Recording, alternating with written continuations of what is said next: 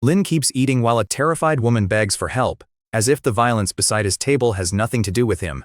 He only moves when the thugs turn on him, and that cold restraint comes from a future where betrayal cost him everyone he loved. The woman thought he was saving her, so she threw herself at him again, promising even babies, but he was disgusted by her. Even in a post-apocalyptic world where women are scarce, Lin rejects her without hesitation and walks away, leaving her furious and humiliated. But why is he like this? Why doesn't he care about what's happening around him? Or why doesn't he want to have babies with a brunette like that? This boy lost everyone he loved just because his talent is too cruel, and he just reincarnated 3 years into the past. He has returned from an era where giant monsters hunt humans as food. But the worst part of all this in this case wasn't even the monsters, it was the betrayals. His dear brother died to protect him, and he was betrayed and killed after leaving the dungeon. Back at the orphanage, one careless killing revealed the cruel talent that would shape both brothers' futures. He accidentally took a man's life and discovered the talent he possesses. He can literally steal the rank of the talent and the attributes of whoever he himself kills. But because of this cruelty, his brother no longer allowed him to use this power. And this was the cause of both of their deaths in the future. He was weak and stupid, and because of that he died like a cornered rat. But from now on, all of this is going to change because he will serve justice to everyone. He will be much more ruthless than the others, much more evil than evil people. All these people will only be fuel for him to ascend to the throne and become the most powerful. When he reincarnated and went back in time, his co-workers were already making fun of him. His damn lazy blonde boss fired him immediately, trying to humiliate him in front of everyone. This man is another traitor. In his past life, Wang Jichao awakened and became a demon who stole organs and prostituted people. But this time, Lin didn't say a single word to that man. That's because he is a part of the fuel he needs. After buying ropes and gloves, Lin hid in the bathroom and checked his talent. His talent is only F rank, but every target he personally kills can yield 1% of a random attribute or a skill. Now, his goal is to increase his talent all the way to SSS rank. Suddenly he hears a voice. His target was here and was on the phone saying that he awakened an S-rank healing talent and that now he would take care of the girl. Naturally, his intention was only to use his girlfriend as healing material for his new ability. But Lin was already here and none of that was going to happen. Using the gloves and the rope he bought, he grabs Supervisor Wang, saying that he will be his first victim after having reincarnated. His healing talent even manifests and tries to heal him unconsciously, but now it's already too late for that. Lin raises the rank of his talent from F directly to S with just this kill. The talent once needed 5 days to cool down and could plunder only 1% of a target's stats, but S rank it cools down in 1 day and can seize the target's full attribute. He also summons his substitute to see what power he has, and soon a black armor emerges from the ground. In September 2024, a mysterious stone fell from the sky, devastating a large part of the city. Scientists were immediately dispatched to check it. This was a new era where people awaken powers. With this, the awakened of S rank or above can summon their substitute. Substitute Black Emperor S rank strength 200, a normal person only has 10. It also has 200 agility, 1 intelligence, enormous health points, and a deep energy reserve. Its big flaw is simple, it can only move 1 meter away from its summoner. It also has Emperor's power of strength steel. Whenever it deals damage, it has a chance to steal 1/5 of the enemy's stats or abilities. Lin realizes an S-rank summon like this is insanely strong, especially against tough enemies. Substitutes created by S-rank talents normally cap at 200 in their stats, except for health points. S-rank ones can reach 400, and SS rank can hit 600. The Black Emperor spawned with 3 maxed out stats. Even so, it isn't very smart, and it's not that fast. It also can't go far, but for close combat right now, it may be one of the strongest beings around. Lin orders the Black Emperor to dispose of the body. Lin looks at Wang Sigu and says that in the last life, Wang became a demon by abusing his power. Dying in a bathroom suits him. Soon the whole world will fall into chaos. It should take at least a month before anyone traces this back to Lin, and by then, he plans to be untouchable. As he walks through the city, he realizes most people should be awakening by now. His nearly dead class group chat suddenly erupts when a chubby classmate mocks Tishan's talent and boasts about awakening the S-rank wish book. The classmate even demands that everyone call him daddy, and Lin immediately recognizes him as Lu Ming, a psychopath from the future. Lu Ming, a complete psychopath. With the wish book, Lu kidnapped their class beauty Fang Mingshu. Later, he used unknown methods to murder many innocent people and built a criminal gang called Smiling Coffin. This time, for Hang Province's sake, Lin decides he has to take that power first. So he calls Lu. At Tumanov Hotel, Lu sits in a room with a creature holding the book. Lu Ming is thrilled that the girl has already fallen under his influence, and he starts imagining how the Wishmaster could let him rule the world. Lu Ming asks the Wishmaster to seize complete control of Fang Mingshu's body and mind, and the support summon accepts the request. He then messages Fang Mingshu and orders her to come to room 414 at Tumov Hotel. He tells her that they will speak face to face and even dictates what she should wear before coming. She replies that she's coming right away. The disgusting otaku thinks this Wishmaster is perfect. If he uses it right, he can rule the world. After that he calls and Lunyu picks up. He says he awakened an S-rank talent that lets him create a substitute. During the call, Lu Ming reveals his S-rank talent and tells Lin to meet him at Tumov Hotel. He gives Lin room 414 and urges him to come quickly, while Lin calmly agrees. Still clueless, Lu Ming starts considering how to uncover Lin's secret and possibly turn the Wishmaster against him as well. 5 minutes later, Lin arrives and walks straight into the hotel room. Lu Ming immediately presses Lin to explain the secret behind his S-rank power, adding that another guest is expected soon. Lin says he'll explain the secret of his substitute. Before Lu can react, the Black Emperor appears behind him and slams a fist into his face. The hit sends the fat man flying. He crashes into the wall completely wrecked. Plunderer activates, giving Lin 4 choices: talent, abilities, attributes, or soul power. Lin realizes a normal guy like Lu probably doesn't have many useful stats anyway. And unless they've cleared a dungeon or changed class, they usually don't have many skills either. Soul power could strengthen Lin's talents, but an ordinary S-rank source is nowhere near enough for his goal. Lin chooses the talent option, and Plunderer confirms that he has successfully stolen the target's S-rank wish book. At level 5, the wish book offers 3 selectable wishes, beginning with a battle wish. The battle wish raises critical hit rate by 20% and doubles the experience points gained from monster kills. The second option, Steel Wall, adds 20% dodge and can block 1 attack every 10 minutes. Third is Good Luck, raising luck tenfold. Switching wish forms has a 5-minute cooldown. Lin grins. The wish book really is special. After that he calls out his substitute. Wishmaster appears in S-rank summon that isn't great in a fight, but it's smart and highly mobile. Holding the book it bows and says it serves its master. The wish book can grant wishes, but the cost changes based on how hard the wish is. Hearing the creature speak, Lin is clearly impressed. Wishmaster explains that it can talk because it's a support-type substitute made to use the book, not fight. The larger the wish, the heavier the price, and an excessive request can leave the user permanently drained. It also says its high intelligence lets it help Lin plan things out.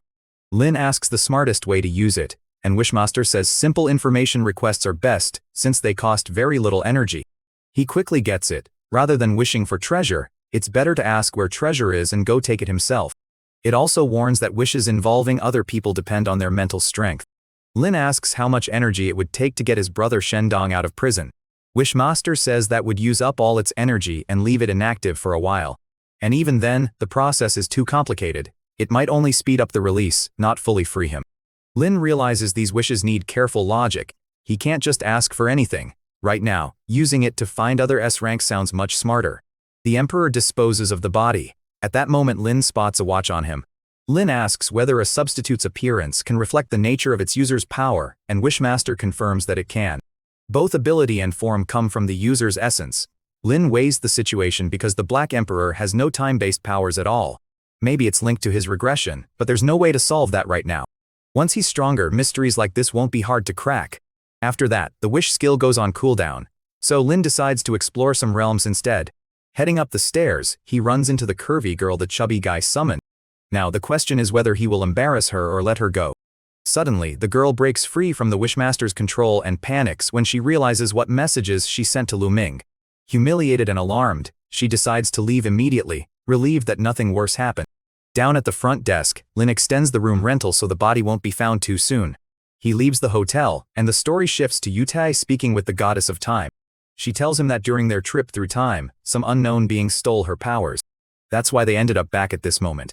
Yutai is stunned. After all he did, this still happened. He says he awakened an SSF rank ability, time-space travel, right at the start of the awakening era. With that power, he traveled the world alone and even fought gods. But then he met the Guardian of Wa, a terrifying enemy from the clan of illogical beings. That enemy's attack did something bizarre. It cut his time reserve from 4,000 down to 40. He barely escaped and forced his way back into the past. He meant to return to a week before the awakening, but instead landed on the day itself. And now someone has stolen his goddess's talent. The goddess says she can sense that secondary power nearby. Yutai asks if she's sure and how her power could have ended up with someone else. She says the creature stole it by force, then asks if he plans to take it back. Yutai stays calm. If someone can steal powers, that person must be extremely dangerous. The goddess isn't built for combat, and she's weakened, so rushing in now would be foolish. Lin asks if the thief could be part of the illogical clan. She tells him not to worry. She's certain her power is with a human. So Yutai decides that for now they'll clear dungeons. They'll build a team, grow stronger, and deal with that criminal later. At a gate, a guard warns everyone to enter with extreme caution. He says it's important to form a 5-person team before starting the exploration. One more warning follows. Be careful in there. The guys nearby just laugh it off. To them, it's only some magic cave. They brag that they'll storm in, smash everything, and post it on TikTok. Another says he heard entering could lead to a class change, just like in a game he used to play. Lin tells his friend to go check it out, but the friend throws the same challenge right back. Everyone knows the safest move is letting someone else go first, then waiting to see what happens. At that moment they notice someone entering. Looks like the first person brave enough to go in. The onlookers first joke about how reckless young people have become, then realize Lin is entering alone despite the 5-person recommendation. As Lin steps inside, he remembers that in his past life he ran from this place. Today though, it'll be under his feet. A system message appears. His body is being digitized and backed up. Any damage he takes inside the realm will be healed once he exits the instance. He'll revive and be sent out after the first 2 deaths, but a 3rd death is final. After that he's told to choose one of 6 basic classes: Mage, Archer, Warrior, Shield Bearer, Assassin, or Priest. Last life, Lin picked Warrior. It was decent but nothing special. Now with 2 S-rank talents, he needs a class that fits his real goals. So he asks Wishmaster for advice. Wishmaster recommends Mage, saying that at rank 20, it can help him gain the hidden class Prophet Mage. It adds that the Black Emperor can cover a mage's biggest weakness: close combat. Lin is impressed that a ranked talent can point him toward hidden classes, but he also feels Wishmaster may have its own agenda. Lin asks what would happen if he chose Mage now and Plunderer for his 2nd advancement. Wishmaster says that's a bad idea. It would likely turn into some strange close-range mage build. Lin knows the advice matters, but Plunderer is still his natural talent, and right now his main weapon is the Black Emperor. The issue is that its agility has already hit its limit. That makes faster classes a better fit, especially Assassin. So Lin asks what class he'd get if he chose Assassin first and Plunderer on the 2nd change. Wishmaster answers Rogue Outlaw. That path would fully bring out Plunderer's strengths. Even so, it still pushes Prophet Mage, calling it a much smoother and more elegant class.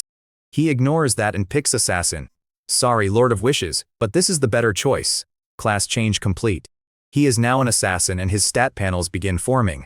The key Assassin stats, agility and attack speed, rise sharply, and his movement speed is above average too.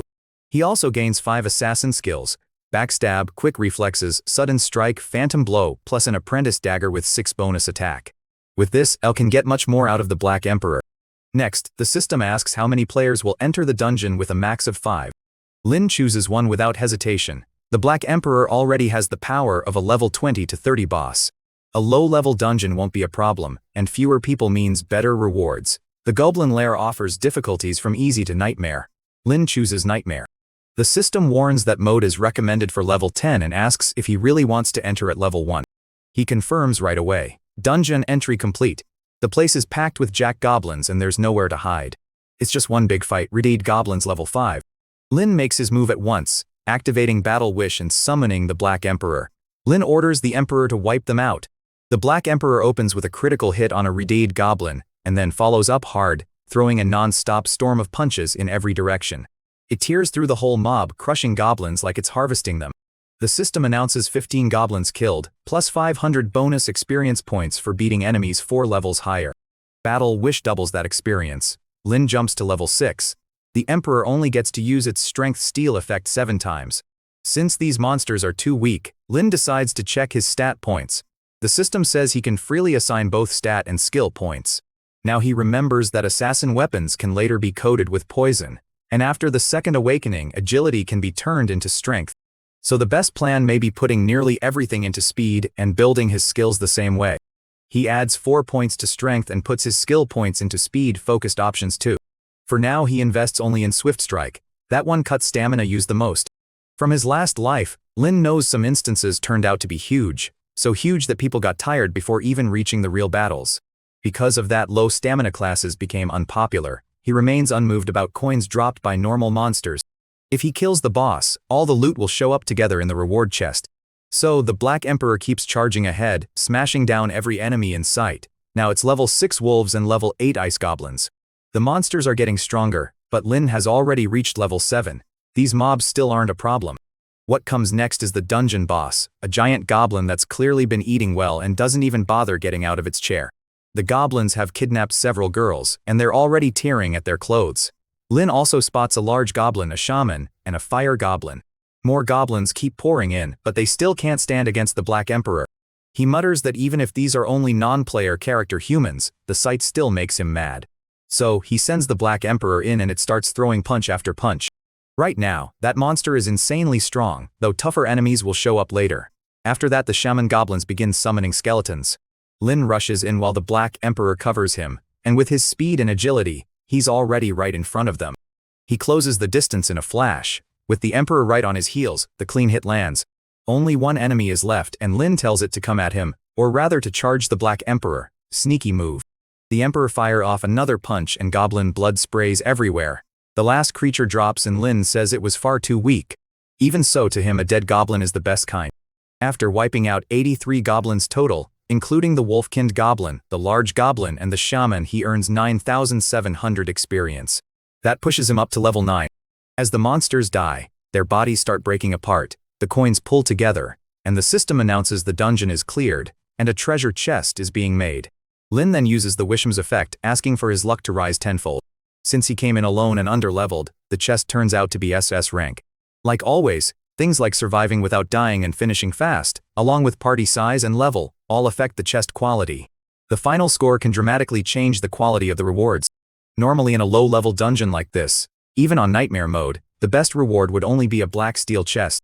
Chest grades go from bronze all the way to immortal, and each one also has a quality tier from normal to epic.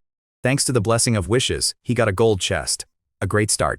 Lin opens the chest and gets 10 healing potions, plus mana and stamina potions, an epic helmet, a normal wolf fur jacket, a frosty beginner scepter, and a goblin long sword. He also gets a special fireball skill for magic classes, along with 150 copper, 15 gold, and 7 silver coins. Lin notes that silver grade gear is still pretty average. He also finds a normal guardian armor any class can use, and an epic shortsword made just for assassins. The Wishmaster's power is no joke. Getting 2 gold items from a chest like this is rare. Lin decides to check the shortsword first. It ignores part of an enemy's defense and adds a bleed effect that deals 5 damage over 10 seconds. For the early game, that's an amazing item, far better than the starter weapon, and the bleed makes it even better. Next, he looks at the light armor, which gives an extra 10% dodge chance. After that, he equips everything. After that, the system makes a character backup and asks him to choose a name for secret realms and dungeons. Lin picks Black Emperor using the creature's own name. A global announcement follows. Congratulations to player Black Emperor for becoming the first to clear a nightmare dungeon. As a reward, he gets 10 lottery tickets. Outside, everyone is stunned, saying he even got a world announcement. Black Emperor, how did someone already clear a nightmare dungeon? One girl's already curious whether he's handsome too. Another guy pauses and thinks in his past life. This announcement came much later. The goddess assures Yutai that the timeline itself did not change in the way he fears. When someone goes back in time, they return to their own body, but lose their memories unless they're the one carrying the power. So there are only 2 options. Either this is a bizarre coincidence or Black Emperor stole his power in the future and came back to clear the dungeon. But his power doesn't boost physical strength. So how is that guy soloing the dungeon? He admits he doesn't know either, but no matter what, they need to find Black Emperor fast. If that person's growth gets ahead of theirs, he could turn into a real threat. Elsewhere, Lin is holding a wish system that feels a lot like a gacha mechanic. Lin still remembers that in his past life, after 3 years of grinding, he could only use it 5 times and got a duke on the Wheel of Fate. Immediately he summons the Wishmaster and says he has something to ask. The spirit answers that it's happy to serve its great master. Lin says he wants help figuring out the best time to use these tickets. The Wishmaster congratulates him for getting them and explains the rewards can range from F rank all the way to SS. A lot of those items can only come from the Wheel of Fate. The rare prize pool includes life-extending items, talent copies, talent upgrades, energy boosts, and magic crystals. Naturally, the odds are wildly different, and an SS item only has a 0.01% chance. So even with luck boosted 10 times, getting S rank rewards still isn't guaranteed. Lin asks what would happen if he used a wish on luck to guarantee an SS item. The Wishmaster says that to give him one, it would need to sleep for 6 months, and the item would arrive 6 days later. An SS item costs 190 energy, while an S rank one only needs 10. Lin realizes putting it to sleep for half a year would be a huge loss. Lin needs the Wishmaster awake so it can rid abilities and help him locate talents worth stealing. For the moment, going for an S rank reward is the better move. The spirit says it would take 110 energy.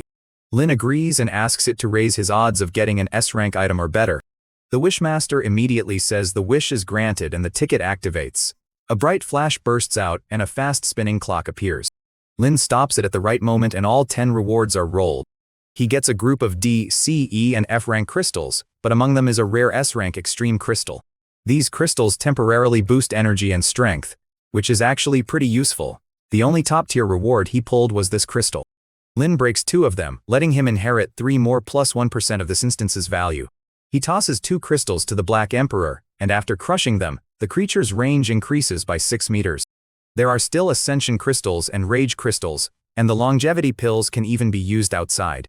Lin looks at the last 2 and wonders who should get them. The Wishmaster practically begs Lin to hand over the remaining crystals, arguing that they would ease its energy shortage. He agrees and hands them over. With that, the Wishmaster's energy recovery doubles. Even so, Lin can only extract 4% of this place's value. Without a spatial crystal on him, he can't carry anything out, but that's fine. He's already powered up a lot, one step at a time. After that he leaves. And outside, everyone is still talking. Some are complaining that this place is brutal, and they've already lost a few resurrection chances. Others regret entering at all. For the moment, nobody really knows what to do. Lin knows he has to use that confusion to grow fast and stay far ahead of everyone else. His next goal is the Sky Tower Dungeon and its first clear reward. That place has endless levels. By the blue pillar, people are already trying to form parties. Someone calls out for teammates and asks if anyone needs an archer. One man near Lin says he heard the farthest anyone made it was floor 8. Lin stands in front of the Sky Tower knowing the first person to reach every 10-floor mark gets a ticket. Lin knows he must move faster. After that, the greatest danger in a man's life calls out to him. A girl asking, "Hey handsome, want to team up?" Lin keeps walking, thinking a team would only slow him down. He ignores her and heads inside. Lin realizes that even these weak monsters still give 4 experience points at level 1. This tower is great for beginners.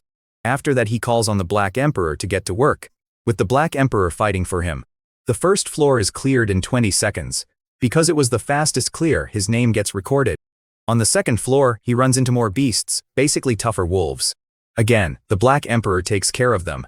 A notification pops up for all players. The second floor was cleared in 30 seconds, the third in 40, and the fourth in 52. Outside, people are stunned by Black Emperor's speed and cannot understand how anyone could be clearing the tower alone so quickly. So who is he? Elsewhere, Lin is already standing at the entrance to floor 10. A warning appears. Once a player enters the 10th floor, escape is impossible without clearing it or dying. Lin still remembers that in his last life, the first person to clear floor 10 was Liu Sepang. Now that Lin has reached this point first, he intends to claim both the 10th floor and 20th floor achievements. On floor 10, he faces the Cobalt boss. The monster rushes him with a sword, but Lin barely dodges in time. Getting hit head-on by that enraged beast would be awful. Thinking that, he calls the Black Emperor in to meet it directly. The Emperor drives a punch into the Cobalt's chest, sending it smashing back.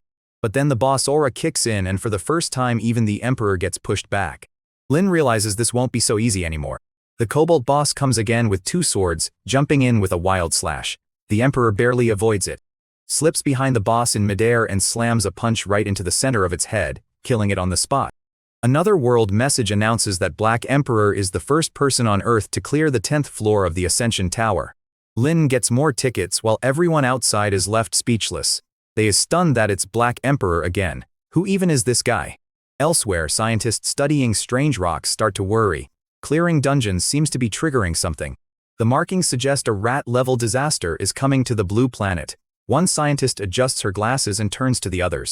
If this is happening on the blue planet, does that mean dungeon monsters are going to invade the real world? She warns that a disaster is coming and hard times are ahead. Everyone needs to prepare for the worst, and she asks if they can locate Black Emperor, the one clearing everything. Elsewhere, Lin is busy using his Gotochake system, hoping for another good pull. This time, he finally gets an S-rank item, a space crystal. Now he can bring items back into reality. The real crystal can be used directly, and the stats transfer to Earth reach 7. If he breaks these crystals inside a dungeon, part of his dungeon stats can carry over into the real world. Lin gives the Black Emperor another defense crystal and a strength crystal.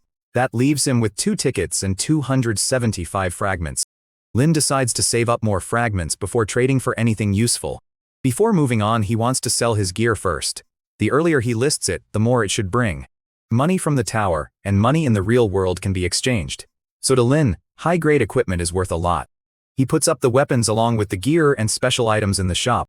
A few seconds later, everything is gone. Lin is stunned. It all sold right away for 5 million cash. Looks like he underestimated how much rich players can spend. Even so, he doesn't think it's a huge deal. Low-level gear is easy to farm. His plan is to reach floor 20 and get his second-class change, even if it takes all night. Once he gets out, he'll be able to gain another S-rank talent. Back in the chaotic days, the 3 most feared guilds were Smiling Coffin, the Great Tome of Nazarick, and the Octopus Society. Each one had monsters with rare powerful talents. After dealing with those people, Lin plans to head for the perfect spot to steal as many talents as he can from evil people. In his eyes, nobody there deserves forgiveness, not even after dying 1,000 times. Thinking back, Lin remembers the people who killed him and his brother didn't seem to have S-rank talents. They were likely hired hands from some guild. Once the urgent stuff is done, he'll get revenge. The story cuts to a man at a computer running a scam to lure job seekers to China. He says the system may be stricter now, but he knows the trick. Set up a fake company, let a few people work there for a bit, then post a ton of fake openings. Another easy target took the bait, and he knows boss will be pleased. Back with Lin, he steps onto the 11th floor of the Ascension Tower and finds a group of skinny skeletons waiting there. The sight brings back memories and he mutters that this place feels nostalgic. Lin remembers grinding here with his brother for the full skeleton set, but there's no time to dwell on it. Lin orders the Black Emperor to wipe them all out. He even tells him to give them a full beatdown. The Black Emperor rushes in and unleashes a storm of punches, turning the skeletons into dust. By floor 17, Lin finally faces the skeleton commander. The commander thinks Lin level 13 means he has a chance, but he goes down fast to a clean strike from behind. With 3 years of combat experience from his past life, Lin knows these lower floors are no real threat. Just 8 minutes later, he reaches the 20th floor and faces Skeleton Lord Tedamir, a dangerous enemy with 2 major skills. One summons a horde of skeletons when he draws his sword, and the other is a crushing sword slash. Tedamir lifts his huge blade and calls out more than 200 skeletons. Lin admits this floor is much harder than the first 19. The skeleton army rushes in, but the Black Emperor charges right at them and answers with a heavy punch. Boxed in by the summoned army, Lin decides that the fastest answer is to call the Wishmaster and force a decisive advantage. He wishes for the Black Emperor to land critical damage until Skeleton Lord Tedamir is dead. The Wishmaster appears with his book and grants it. Even Lin is shocked that a wish like that actually works. A critical aura wraps around the Black Emperor, leaving even the boss confused. Lin tells him to attack. The Emperor rushes Tedamir, who suddenly vanishes in a burst of smoke. Lin wonders where his Emperor went, but then from the shadows, the Black Emperor appears and lands a solid hit on Tedamir's helmet. Every blow deals over 500 damage, draining Tedamir's health at crazy speed. With a 100% critical rate, the boss falls in record time. He gets torn to pieces. That's what happens to a demon. A message confirms Tedamir has been defeated. Lin gets 700 experience for beating a stronger enemy, plus 200 bonus experience from the Battle Wish. The system confirms that Lin has cleared the 20th floor of the Ascension Tower. The Black Emperor keeps smashing the remains until he finally tells him to relax. After that, another global notice appears. A global notice announces that Black Emperor is the first player to clear the 20th floor. People outside are stunned, wondering if he's really going even higher by himself. Lin already knows floors 21 through 29 are a maze, and he just has to follow the shortest route stored in his memory to reach the 30th floor boss as fast as possible. Soon he's at the entrance to the floor 30 boss room far under the recommended level. The system warns him his level is too low and suggests coming back later. Lin just laughs at the advice and walks in. The boss waiting inside is the Minotaur King holding a massive hammer over Lin. He's level 15. The Minotaur calls Lin a foolish human and asks if he knows what he's facing. Lin answers by pointing out that the Minotaur's palace is really one giant trap, which only leaves the boss confused for a moment. After that, he sends the Black Emperor in at once. The Minotaur swings his golden hammer, and the Black Emperor barely avoids the devastating blow. Lin remembers from his past life that rushing through floors 21 to 29 was a bad idea, because the king can summon monsters from those floors. The Black Emperor attacks from above, but the Minotaur almost catches him before he slips free. The boss slams the ground and sets off a chain of lightning traps. Lin knows many players died to this in his past life, but he already has the right plan. Lin summons the Wishmaster again and asks for critical hits for the Black Emperor. The Emperor drives a perfect hit into the Minotaur's eye, then follows with another to the mouth and a barrage that shreds the boss's health.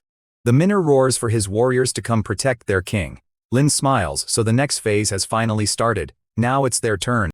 The Black Emperor uses his special skill, which gives him a chance to steal one of the boss abilities with every hit.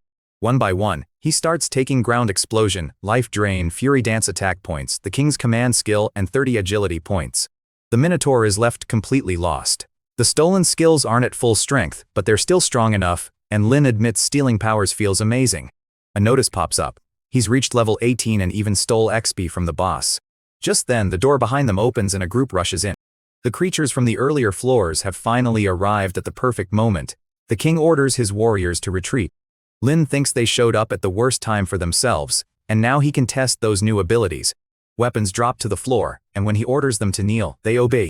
The story then cuts to the dungeon of the Mushroom Kingdom. There, the Mushroom King orders everyone to kneel before him. A man accompanied by the goddess of time appears and praises Rutang as someone worthy of an SS rank ability. He mentions Emperor's vision and says he's heard the name Rutang for a long time. Rutang asks who he is and why Emperor's vision scares him. The man introduces himself as Yutai, someone beyond the limits of time, and says he can make Rutang stronger. Rutang asks what that means and why Yutai came to him. Yutai takes his hand like he's about to kiss it and says he needs his help because he's the only one who can make monsters kneel. What he doesn't know is that Lin has already done the same thing. Elsewhere, the Black Emperor keeps moving ahead, beating down monsters that are already kneeling. They don't even fight back, they just take the hits. Lin notes that it kicks up a lot of dust. He then pushes through floors 19, 20, and 22. After 16 minutes and 29 seconds, Lin clears the 30th floor of the Ascension Tower. Once again, the whole world hears about it. No one outside realizes the Black Emperor walks right past them, looking totally calm. Lin decides his next step will be the class change. Later, while sitting in a restaurant over a big bowl of ramen, he thinks his class change will probably be even harder than the warrior one, and his past life experience may not help much. At a nearby table, a man slaps a girl and calls her a useless healer for dragging down their team. Lin thinks, what a rotten group, but then he catches what they're saying. Someone brings up Lin and his brother, calling his brother a criminal in prison. Another worries that sitting near Lin means his stuff might get stolen. So they tell each other to be careful. Lin realizes they're all from his old company. The same lackey who used to follow the supervisor and smear his name. The girl crying begs them to forgive her and says she did nothing wrong. Instead, the man kicks her and says her apology means nothing because Shiazi died because of her. While she's getting beaten, Lin keeps eating his ramen in silence. Hearing that, he confirms one person really is missing. Xiaoji is dead. After that, the men sit down nearby. They order 3 bowls of ramen and the best dishes on the menu. They also call the girl over. One of them kicks her in the forehead and tells her to stop pretending and get up. She nearly faints trying to stand and says they were never like this when the supervisor was alive, but he runs a hand through her hair and says the supervisor is gone now. Watching from the side, Lin thinks the supervisor only lives on in their hearts because Lin already killed him. The bald man grabs her and says she used to belong to the supervisor and now she'll belong to them. Lin just keeps eating. Lin remembers they used to be close, but the changed world seems to have twisted them too. At the table, the bald guy asks what they'll do now that Xiao Di is dead and the team is short-handed. The man in the red tie agrees. They need new members fast if they want to clear the 2nd floor of the Ascension Tower. Elsewhere, the girl is forced to stay on the floor, healing the man's feet and giving him a massage until one of them notices Lin and says it's been a long time since they've seen him. The girl on the floor reacts when she hears his name. After that, the man walks over and says he's missed his old friend and asks what happened after Lin got fired. Pointing at the food, he offers some and mocks how hard life must be for Lin. After that, he asks Lin if he awakened any talent. He says he can help him make a lot of money. Lin glances aside, remembering that this happened in his past life too. In his past life, Lin had barely gotten out of jail when this guy came over to him. Back then, Lin was still too innocent, so he answered honestly. In his past life, Lin had honestly revealed that Plunderer was only F rank and even explained how the talent worked. The guy just smirked and kept talking. Man, Lin really was raised by a criminal. Even his talent is about stealing and it's only F rank. Evil people get what they deserve. Looks like neither brother learned a thing. Lin still remembers that offer was never real. The guy only wanted to mock him. So now Lin stands and says he's not joining them. The man stares at him confused. If he won't team up, how does he plan to clear the tower alone? After that he mocks Lin, saying he must be dreaming if he thinks he'll become the next Black Emperor. Before that can go further, the girl suddenly rushes over. Lin knows her well. She used to make trouble for him in his past life too. The woman rushes to Lin, drops to her knees, and begs him to save her from the men behind her.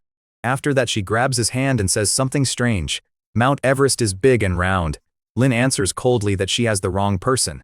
He's not helping her. By then, the thugs are already closing in. One of them grabs her by the hair and snarls. One thug accuses her of trying to seduce Lin and mocks the idea that someone like him could rescue her. He laughs that Lin probably doesn't even have a talent better than his. The bald man piles on, mocking Lin and his brother as beggars and complaining that the Wen family once helped people he considers criminals.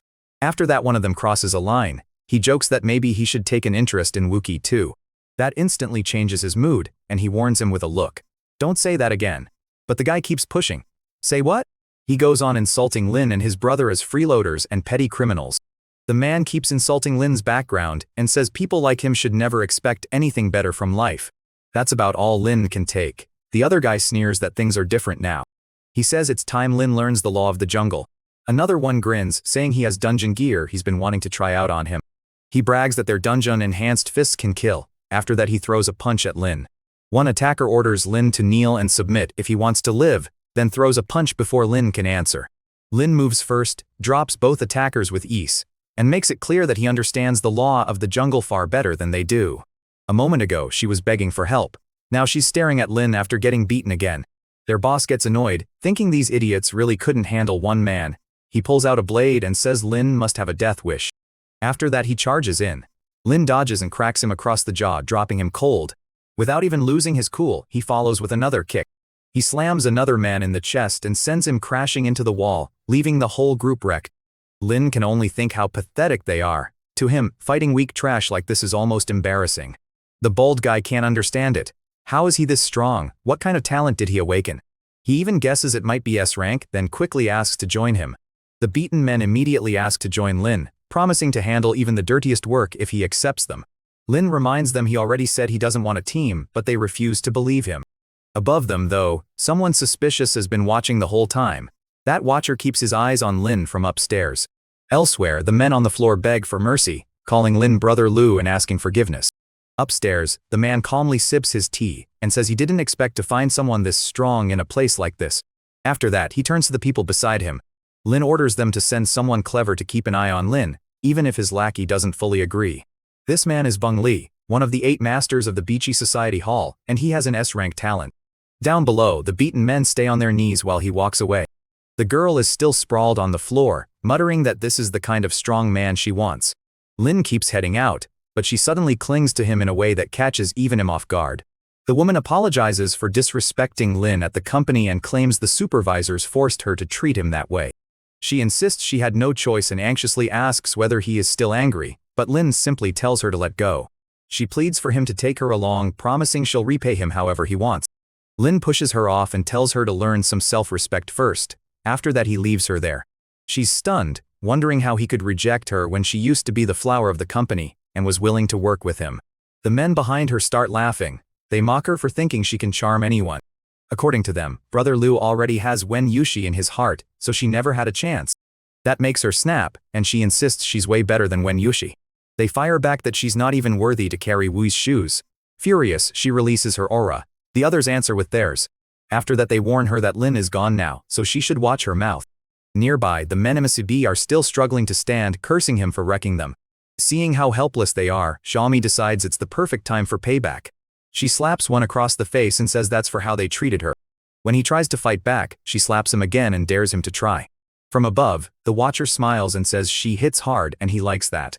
One of his lackeys suggests recruiting her for the guild. He jokes she could beat the boss up anytime, and the idea actually interests him. They could use more women in the guild. He also orders them to gather information on Lin. If they learn his weak points, he'll be much easier to control or blackmail. The lackey agrees and heads off. After beating the 2 men, the girl makes her own vow. She says she'll put him under her feet too. Just then, a man with glasses walks up and politely calls out to her. Lin asks if she's heard of the Beachy Society, and she quickly recognizes the famous guild. He says the guild is interested in talented players and asks if she wants to join. Excited, she says yes at once. In her mind, she's already telling Lin to wait and see what she'll do now that she's part of a major guild. After she signs her name, he tells her that from now on they're family. After that he asks who Lin was and what kind of relationship she had with him since he seemed pretty cold. She puts on a full act, claiming he was a co-worker who played with her feelings and betrayed her. The man asks if Lin has any weaknesses, anything that could help her get revenge. After thinking it over, she says she does know one. It's a woman named Wussy. Elsewhere, Lin walks through the city like nothing happened, but someone unusual is tailing him. While following him, the man gets a call saying the boss recruited a girl. Proof he knows exactly what his brothers need. Lin notices right away that he's being watched. He wonders who this follower is and where he came from. After that, the man on the phone gets more news. He's told his weakness is a woman named Wui, and the boss plans to control him by kidnapping her. First, they need to learn Lin's next move. After that, they'll investigate the woman. Lin keeps walking ahead, then suddenly spins around and comes face to face with the tail. Lin wants to know who's daring enough to follow him. As he gets close, Lin thinks the man looks familiar, though he can't place the face. The follower is completely caught off guard, and the next thing he knows, he's run into the Black Emperor. A punch smashes into his mouth and he flies into the wall. Lin asks him plainly who sent him. The battered man claims it's a mistake, but he cuts him off. This wasn't random. He says the man has been following him since he left the ramen shop. After grabbing him, Lin realizes he's from the Beiji Society. That doesn't sit right with him because the Beiji Society shouldn't be showing up this early. He drags the man closer and gives him one last chance to explain why he was following him. Even so, the guy sticks to the lie that he was only passing by. Lin studies him and remembers that Beach Society assassins never talk, so he decides normal questioning is useless. Lin summons the Wishmaster and orders it to use a wish on the captured follower. His wish is simple: force the man to reveal the real reason he was following him. The Wishmaster says the wish has been granted. At once the man starts spilling everything. He says his name is Sun Lang, an assassin under Bai Hong Li, and that they captured a beautiful woman from the shop. Lan is thrown off, captured Xiaomi. The man confirms it. He explains that she gave them information about Lin, and the Halm then ordered an investigation into both Lin and a woman named Lin. Lin still can't understand why the Beiji Society would grab Xiaomi, but the man keeps talking. When Yuki sees Lin's weakness, the Halm plans to use her to threaten him and force him into becoming a subordinate. A cold sweat runs down Lin back. In his mind he curses Xiaomi for doing this to him. In his past life, during the 3rd year of the disaster, Hongyi killed Wen's sister. Lin risked everything to avenge her, but before he could, Hongyi died to monsters, so Lin never got his revenge. This time he'll kill him himself. He then orders the Black Emperor to dispose of the fool's body. Lin tells him to throw it in the trash. After that, he asks the Wishmaster if he wishes that no one from the Beachy Society can harm when how long can that protection last. The Wishmaster says that with his current power, only 24 hours. Lin decides that's enough. He says he'll kill Hongyi before anything goes wrong. But first, he has to finish his class advancement. 24 hours will do. After that he gives the order.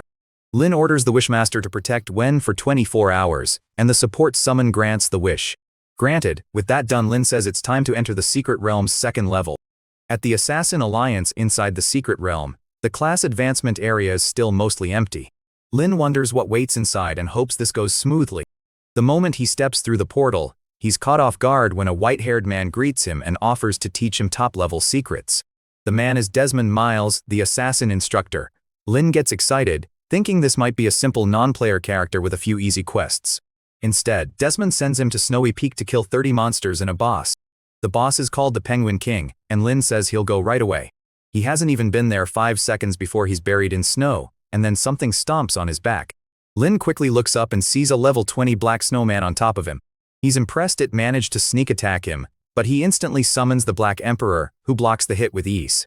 Knowing he needs at least 30 drops from these things, Lin tells the Emperor to kill it.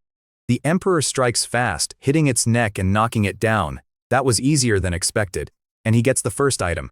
Lin tells the Emperor this is exactly why they came. After that moves in to collect the horn. But before he can, the pair is surrounded by a swarm of monsters, and some start merging into a yeti. Lin draws his sword and says the real battle starts now. The Emperor rushes ahead and Lin warns him not to get careless. These monsters can think. Both enemies drop the quest items he needs. After that another one appears ready to crush them. But the Emperor slices it apart while Lin cuts off its other arm at the same time. Now the monster can't do much of anything. Lin tells the Emperor to throw it up, turning the fight into a weird sports match. and he kicks it so hard the monster tears apart. More creatures swarm in, but Lin slams the ground and throws them off balance. After that he orders the Emperor to wipe them out. Once they're stunned, the two unleash a wild combo, followed by a rain of punches and crushed heads. More drops keep piling up. The duo launches another combo, and even more items fall. This keeps going for a while. The system count reaches 37, even though he only needs 30. What bothers Lin is that the monsters never stop coming from his throne.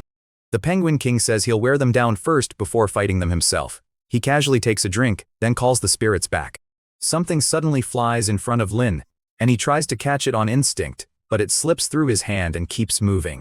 Above the Penguin King, a spirit bomb starts to form, and he orders his soldiers to be reborn. The crystals fly back toward him, slam into the ground, and spread freezing energy. From that ice, black snowmen rise again.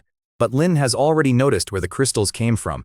Now he understands why this fight wouldn't end. He dashes past the monsters and tells the Emperor to follow, and they sprint toward the source of the crystals.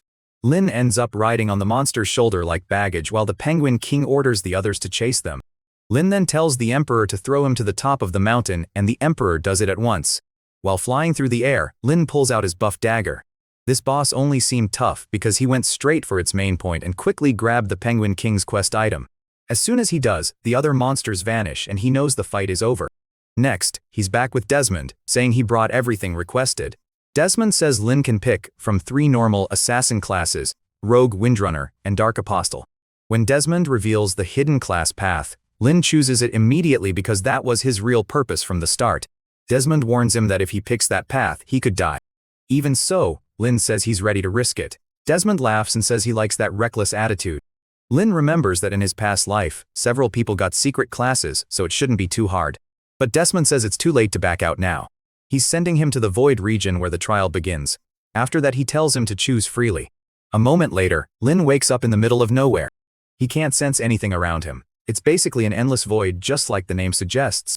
Even so, it isn't completely empty because Lin suddenly trips that triggers a laser in front of him, and then more beams appear all around the area. Lin walks up to a red one to test it. It offers the Fugitive class. Lin remembers this is the class the Lord of Desires recommended, but now he's curious about the other two. The blue beam reveals the Shadowless class, and it looks stronger with better traits than the last one. Lin guesses the beam colors show how rare and valuable the class is. So, the gold beam should be the best. He goes over and touches it. That reveals the Swordstorm Master class, a legendary profession. Its stats and skills are far above the others. He doesn't even remember hearing of anyone getting a class this strong in his past life. If he can take this one, dealing with that society will be much easier. The real question is why the Lord of Desires kept this from him. Lin calls him out and Keith appears right away. Lin asks why he lied. Keith looks awkward and a little annoyed that Lin figured it out. Even so, Keith says he never meant to deceive him. He just believed the outlaw class was the safest option. Lin asks what he means, so Keith shows him the compatibility and success rate for that class. He is shocked that the compatibility is only 1. After that, Keith shows the same numbers for Shadowless. Lin asks what made him so sure about the Fugitive class. There, the numbers jump to 98 success and 89 compatibility. Lin admits Keith has a point and Keith gratefully agrees, but Lin says he still doesn't want the safest path. Lin wants the class with the biggest payoff. Confused, Keith asks why he would choose that, but Lin grabs his shoulder and says from now on, Keith should only help him judge options, not choose for him. As he heads for the pillar, the Lord of Desire says he understands. Lin then asks if it's possible to reach 100 compatibility after learning the class. Keith says yes, but it will be far harder than with the others. And if Lin fails, he'll become extremely weak or worse die. He says he's ready for that.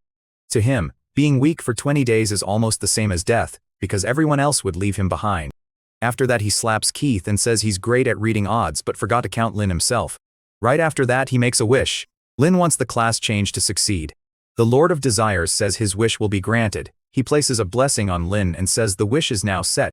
The chance of success rises to 100%. Golden light wraps around Lin and the class transfer begins. Outside, Desmond realizes which class 1100 picked and thinks it's insane. He's seen even SS rank people fail it. As Lin meditates, he understands that to gain this class, he must grasp the true link between storm and death. After some time he opens his eyes. A voice tells him to stay loyal to the wind, loyal to the sword, and above all, loyal to his heart. He must become someone who always stands near death, yet never fears it. He has to hold the sword like it's part of his own heart and hear the voice of the wind. The class teaches that at sufficient speed, sword and wind become one, and every successful cut makes the Bladestorm style more ferocious. Only those who face obstacles head-on can become stronger. It's the one assassin class that never runs from battle. Outside, the Lord of Desires tells Lin to come back soon. He's running out of power and is about to fall asleep again. As he says that, he starts to fade away. He says the rest depends on him now. After that, dizziness and exhaustion hit him, and he collapses onto the platform. Outside, his real body drops too. Desmond doesn't seem to care, leaving him face down on the floor. Lin stays there unable to move. Desmond says this is the price of arrogance. The rankings show other people finally reaching their first and second ascensions. Desmond laughs and says that title could have been the protagonists if he weren't so proud. Elsewhere, Lin struggles to rise. Desmond asks if he's actually still alive and Lin says yes, and he's still #1. Startled, Desmond asks if he really thinks he passed a legendary trial. He drinks a stamina potion and Desmond is surprised he has something that strong. Lin asks if Lin really cleared the test by relying on potions. Lin only gives him a small smile. Desmond keeps pushing, demanding an answer. Lin simply asks if he feels a little hot because the cigarette Desmond dropped has started burning the carpet. While Desmond scrambles to stomp it out, Lin calmly walks away, thinking he has no time to waste talking here. Lin needs to kill that man as soon as possible. By the time he gets outside, it's already night. The class change took 5 hours, and now he has to kill that man and maybe 19 others at most. After that, he opens the 4 messages he received. One message was from Kaguya thanking him for everything and inviting him to a warm dinner. But Lin knew she wouldn't suddenly be this sincere, so the invite had to be part of the Baiki Society setup. Even so, since he already wanted to wipe them out, this was the perfect opening. At the same time, Asha was using her secret charm tactic to gather men to kill Lin. After that, 3 messages reached her. Lord Tang got up, but she stopped him and said she still had one last secret move, so he should sit back down. Even so, Tang cared more about the message from Lin, asking to meet. He told her she could show those moves later and ordered her to get up already. That only made her mad. She was fired up and hated missing the chance to show off. From the start, the board had warned that the rat disaster would begin in 24 hours. The old man told the blonde guy to alert every country that a disaster might be coming. Elsewhere, Lin looked up at the moon. After hearing the news, he realized it matched his past life. The difference was that this time it was starting 5 days early. He knew the first disaster would send out monsters from level 1 to 20. There would also be insect monsters that gave 4 times the usual experience. For people who hadn't awakened, though the world was about to become a nightmare. Last time he couldn't save the people he loved, he only made things worse. This time he would finally protect them. When he was younger, he spent most of his life lost and confused. His sister was the one who taught him so much. Even after he and his brother stole from her family, they forgave them once they learned the truth. She always teased him for being so short. And at the biggest moments of his life, she was always there to cheer for him. Even when he graduated college, every important memory had his sister in it. But when she needed him most, he wasn't there to protect her. So this time he would get revenge on Bihoni. A car rolled up the road. Inside were the movement expert and Lord Tang. Just then, he got a message. He called the man Kugawa, but it seemed to be Bihoni who asked what he wanted. Xiaomai was shocked that even the man she liked seemed scared of this person. He told him the test would start next month, and the answer was simple. It was fine. The man said they had awakened an SS-ranked person, and now everyone was gathering crystals for him. He agreed, but inside he burned with anger, thinking Miyamoto Musashi was taking everything that should have been his.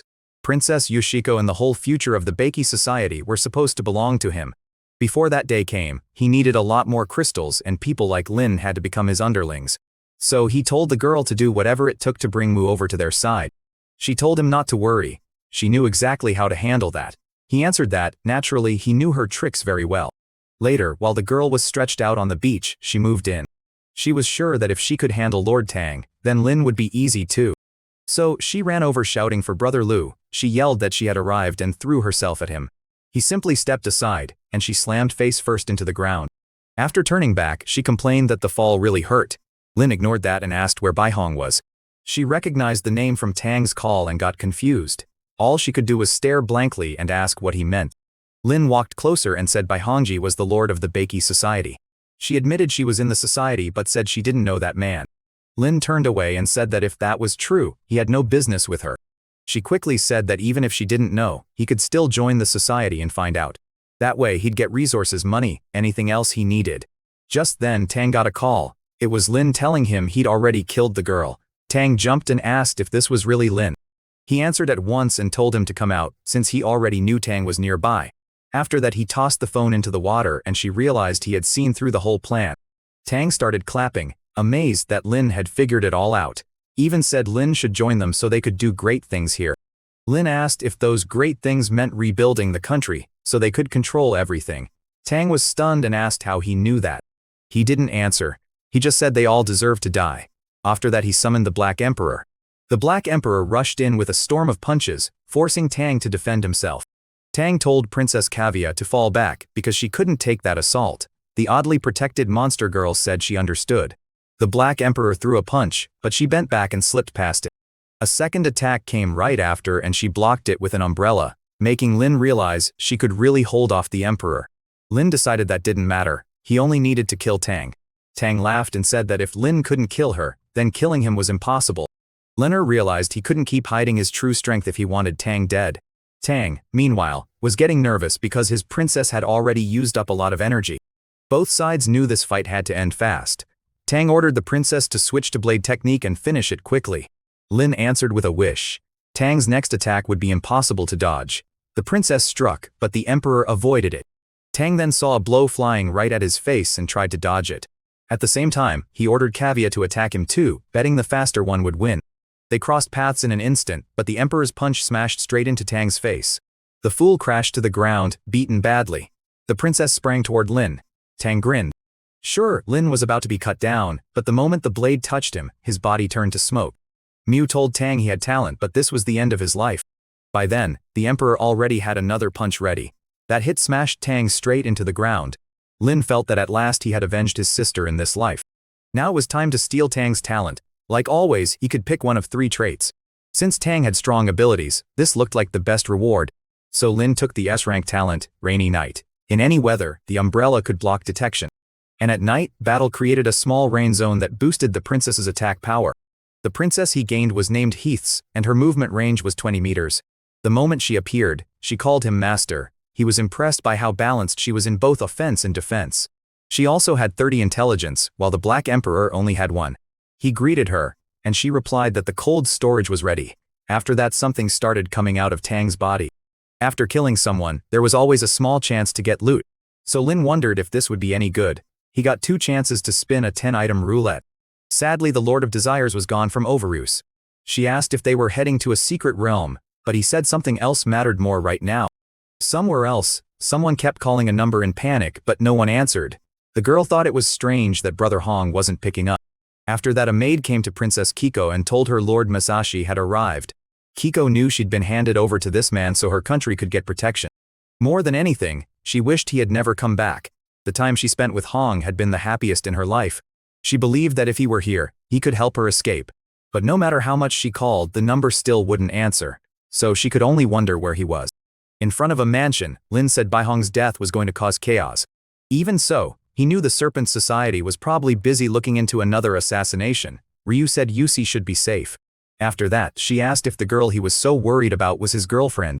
He said not yet, and she asked if it looked like that might happen later. To her, it was obvious he cared a lot about that girl. If he'd come this late for her, Lin admitted it. She really was important to him. He remembered her and her brother holding his hand. In this life, he would protect everyone he could so he wouldn't live with regret again. After that, he told the princess they needed to leave. When she asked where, he said they were going to the sanctuary forest to level up as fast as possible. Next, he stood before the crystal and said he wanted to enter. The guard told him only level 30 people could go in, and Lin said he already knew that.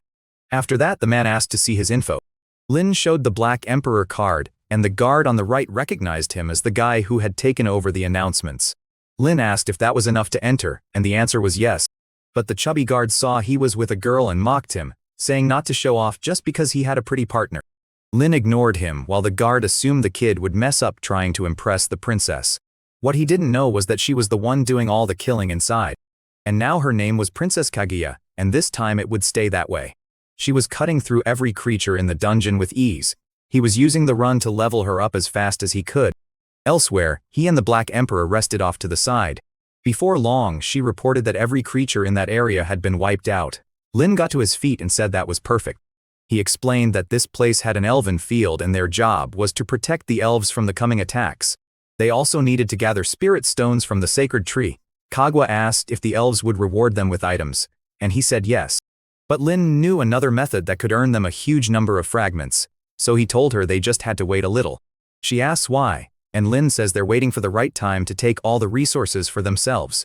Inside, the elves were already under attack. Their walls had fallen and everyone was being told to run. At that moment Lin arrived with Kaguya. Near a cave, a swarm of slimes came rushing in.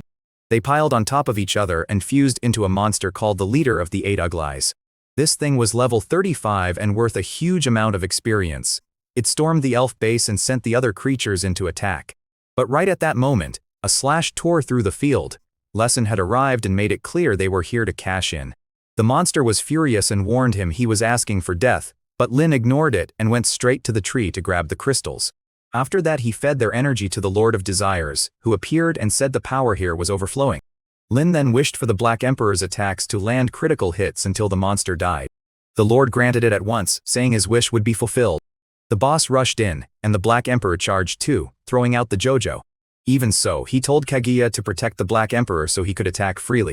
She moved in with her umbrella, blocking the boss's hand with a shield. There were other creatures around, but they were only about level 1. They fired spores, yet Lin's summons dodged them with ease. After that both of them focused on the boss and quickly started beating him down. After taking a heavy beating, the monster roared at the sky and strange energy began building on its head. Lin realized it was a self-destruct move and told Kaguya to protect them both. From a distance, the monster fired a green barrage and Kaguya stepped in front of the Black Emperor to shield him. When the smoke finally cleared, she was fading from using too much energy, but the Black Emperor was still alive. Lin was shocked that both of his summons were nearly wiped out. After that, Kaguya activated another crystal and told his summon to finish the weakened boss. The Black Emperor was restored right away and launched a non-stop barrage at the boss.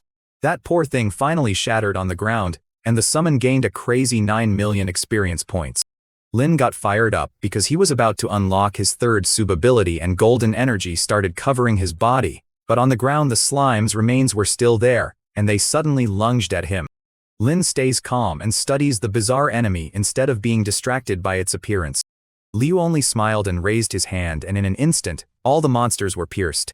Lin grinned because his own battle power had finally caught up to the Black Emperor's. The only problem was that he could use it just once before running out of mana. Even so, he knows mages have 2 mana recovery skills that would be amazing later on. So for now, he'll save this move for emergencies. After that he walked over to the tree to collect the rest of the crystals. After that, golden energy burst out and all the crystals flew toward him. He was amazed that together they were enough to make 5 SS crystals. Even so, that only happened because he got here first. Other people won't have it this easy. Now, it was time to spin the roulette, and the Lord of Desires immediately said that was fine, but suggested Lin make a wish before using it. He said he got it and activated the Roulette of Fate. Immediately, a flood of pay-to-win items dropped in. He got an S-rank cooldown stone that cuts the wait time before using another spell.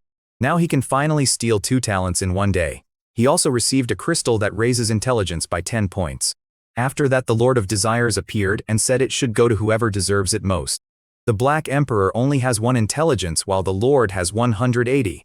So Lin asked what the intelligence stat actually does. The Lord explained that it doesn't exactly make someone smarter. It helps them think and react faster.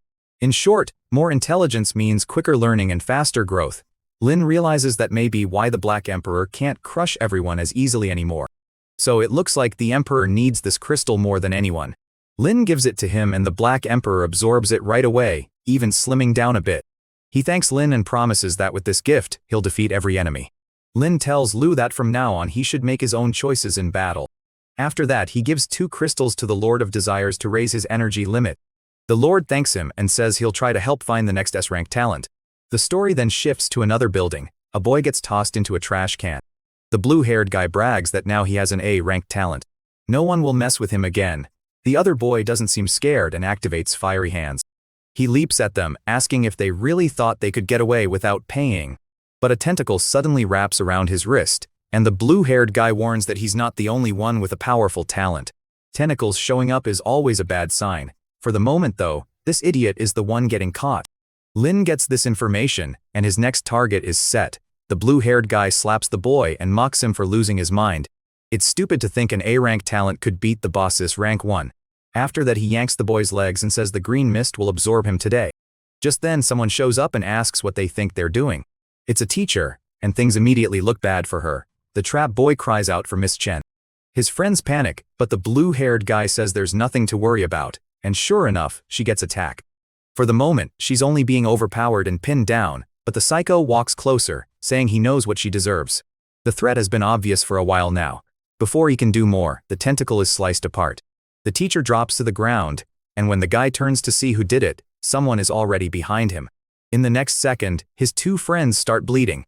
He throws up his tentacles to defend himself and demands that his attacker come out. Lin only smiles and says he's just passing by. The guy is confused. There shouldn't be any S-rank awaken at this school, so who is he? Lin ignores the question and snaps his fingers, wishing to Lord of Desires that he won't be hurt for the next 30 seconds. The guy stares at him, asking what the hell he's doing. Lin just asks if those are going to be his last words. Fed up, the blue-haired guy jumps in, saying he'll kill him now, but Lin summons the Black Emperor and tells him to go wild.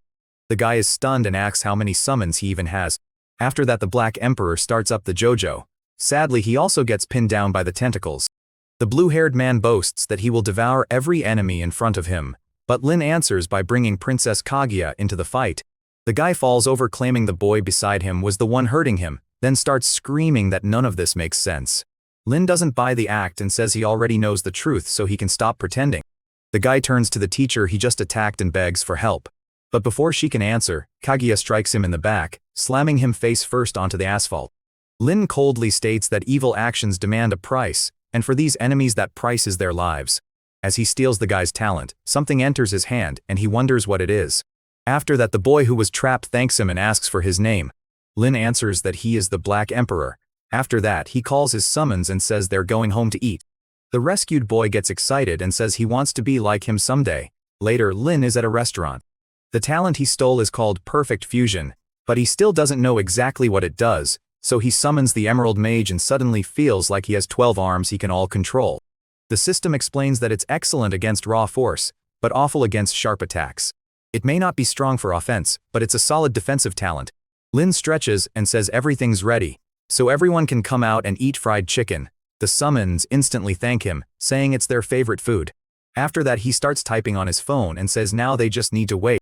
The worker asks if he really ordered over 300 chickens and 200 burgers.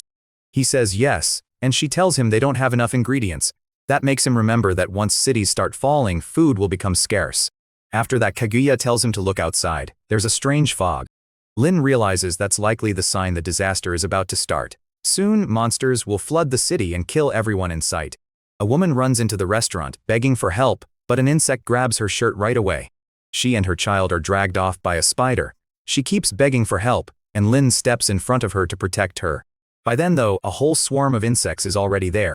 He makes a wish for all the surrounding fog to be cleared, and an energy wave blows it away. He gets ready, and with one clean slash kills the first spider. The disaster gives 400 more experience, and his bonus adds another 200. Lin knows these monsters won't drop gear, but the experience is amazing and there are far too many of them. So he calls his two summons. It's time to level up. They appear and the hunt begins. The only problem is that the monsters seem almost endless. Somewhere else, a white-haired guy says this is pretty intimidating, but the man in the suit says that for awakened people like them, it's actually a huge chance. They agree. 4 times the experience is just too good. Even so, they know this event was supposed to happen 5 days later in another timeline. The one leading them says the calamity came early because the Black Emperor reached stage 2 so fast. Even so, none of that matters, they're the strongest team here. With one of their skills, they can hit level 20 fast and move to the next stage early. So they push ahead to see who evolves the most. Lin and his group have killed so many monsters that the rest are scared to come near. Lin tells Kaguya and the Emperor to keep watch there. After that, he heads back to the restaurant where the staff has finished his order.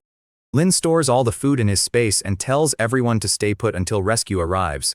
The woman asks to come with him, but Lin warns her that staying near him is the most dangerous choice. He's going straight into the worst part. Even so, he tells them not to panic. Someone will come for them. After that, he suddenly feels something off. A bad feeling hits him, like he forgot some key detail. Something changed because he was reborn. After that, it clicks. If this disaster started early, his sister could be in danger too. Somewhere else, a mantis monster attacks a woman. An old man from the earlier meeting steps in with his summon, which is also an old man, and it forms a giant ball of light that smashes the insect. The old man wastes no time trying to play hero, saving the woman and asking what reward he'll get. But a laser suddenly shoots past and someone warns him to stop eyeing what isn't his. The man in front claims he was the one who saved her. The old man snaps back that he should quit whining because the woman belongs to him now. These guys are completely insane, and the one in back says he wants the insect corpse. Lin walks over, touches it, and says the Majesty orders it to rise again. Turns out, this guy has a discount version of Jin Wu's power, the talent of the Dark Monarch. At the same time, Lin is racing through the city, cutting down every monster in his way. He passes right by those men, and they start watching him. They is stunned that someone is alone, farming monsters and leveling this fast. Lin keeps moving through the city toward his sister, because in the last disaster, she was supposed to survive. He pounds on the door, hoping she's safe. A voice inside asks if something came back. When the woman opens up, she realizes it's Lin. He quickly asks where his sister and her uncle are and why they're not home. She says they had to work late and doesn't understand what's going on. Immediately he knows something is wrong. Lin tells her not to worry. He'll go find her, and she agrees. Honestly, this mother doesn't seem all that worried. Lin runs through the city, knowing that if his sister runs into even one insect, she'll die. All he can do is pray she's still safe. While running, the Black Emperor warns him that someone is nearby. It's the woman from earlier, already cut down. Lin says she's beyond saving and he has to keep searching for his sister. After that he summons the Lord of Desires and tells him to find her. A mini map appears and shows where she is. Elsewhere, dragonfly monsters swarm through the streets. His sister is hiding with a friend and another guy who says the inspectors will save everyone, but at the same time, he's ranting that nobody is getting out and no rescue is coming. After that, a purple aura starts covering him. In the next second, he lunges at both girls. At first the change looks like some kind of spell, but the man simply snaps and turns violently unstable as the world collapses around him. The girls shoot him down, saying even if he were the last man alive, they still wouldn't touch him. So he grabs Lin's sister and tells her not to fight back. Her friend jumps in and yells at him to let go, but the lunatic throws her to the floor. After that, he turns back to Lin's sister and says they'll die with no regrets. Panicking, she begs him to get off her. He answers with a slap and tells her to shut up. If she resists again, she'll die. Suddenly, someone crashes through the window. The guy starts to turn and ask what that was, but before he can, a fist slams into his face. A moment later, someone is already standing over him. It's Lin apologizing for getting there late. The guy in the back says they should have fun before the insects kill them, but Lin ignores him and calls on the Black Emperor. The summon instantly punches that idiot in the face. Pinned down, the man hears Lin ask what he thought he was doing to his sister. He tries calling for help, and he says if he answers honestly, he might let him live. Naturally, the guy can't say a thing. After that, the Emperor mercifully throws him to the floor. The man crawls to Lin's feet, begging not to die. Lin just looks down and asks why he's still alive, then gives him two choices. Die inside or die outside. Since staying inside means certain death, the guy chooses outside. Lin simply says he already made a wish and the master accepts it. The man rushes for the window, ready to make sure no one inside survives, but he gets caught before he can do anything. After that, a swarm of insects drops on him. In seconds, he's eaten alive and Lin's wish is granted. He turns to his sister and tells her it's over now. When she asks whether he truly spared the enemy, Lin makes it clear that he did not, and that anyone who harms her will pay for it. He only sent him out because being eaten by hundreds of insects would hurt a lot more. This girl is a little wild, too. She blushes and thanks Lin for the perfectly timed rescue, while Kaguya immediately wonders whether the two of them have become a couple. Lin refuses to act immediately, explaining that the timing is not right yet, even though Wen clearly dislikes that answer.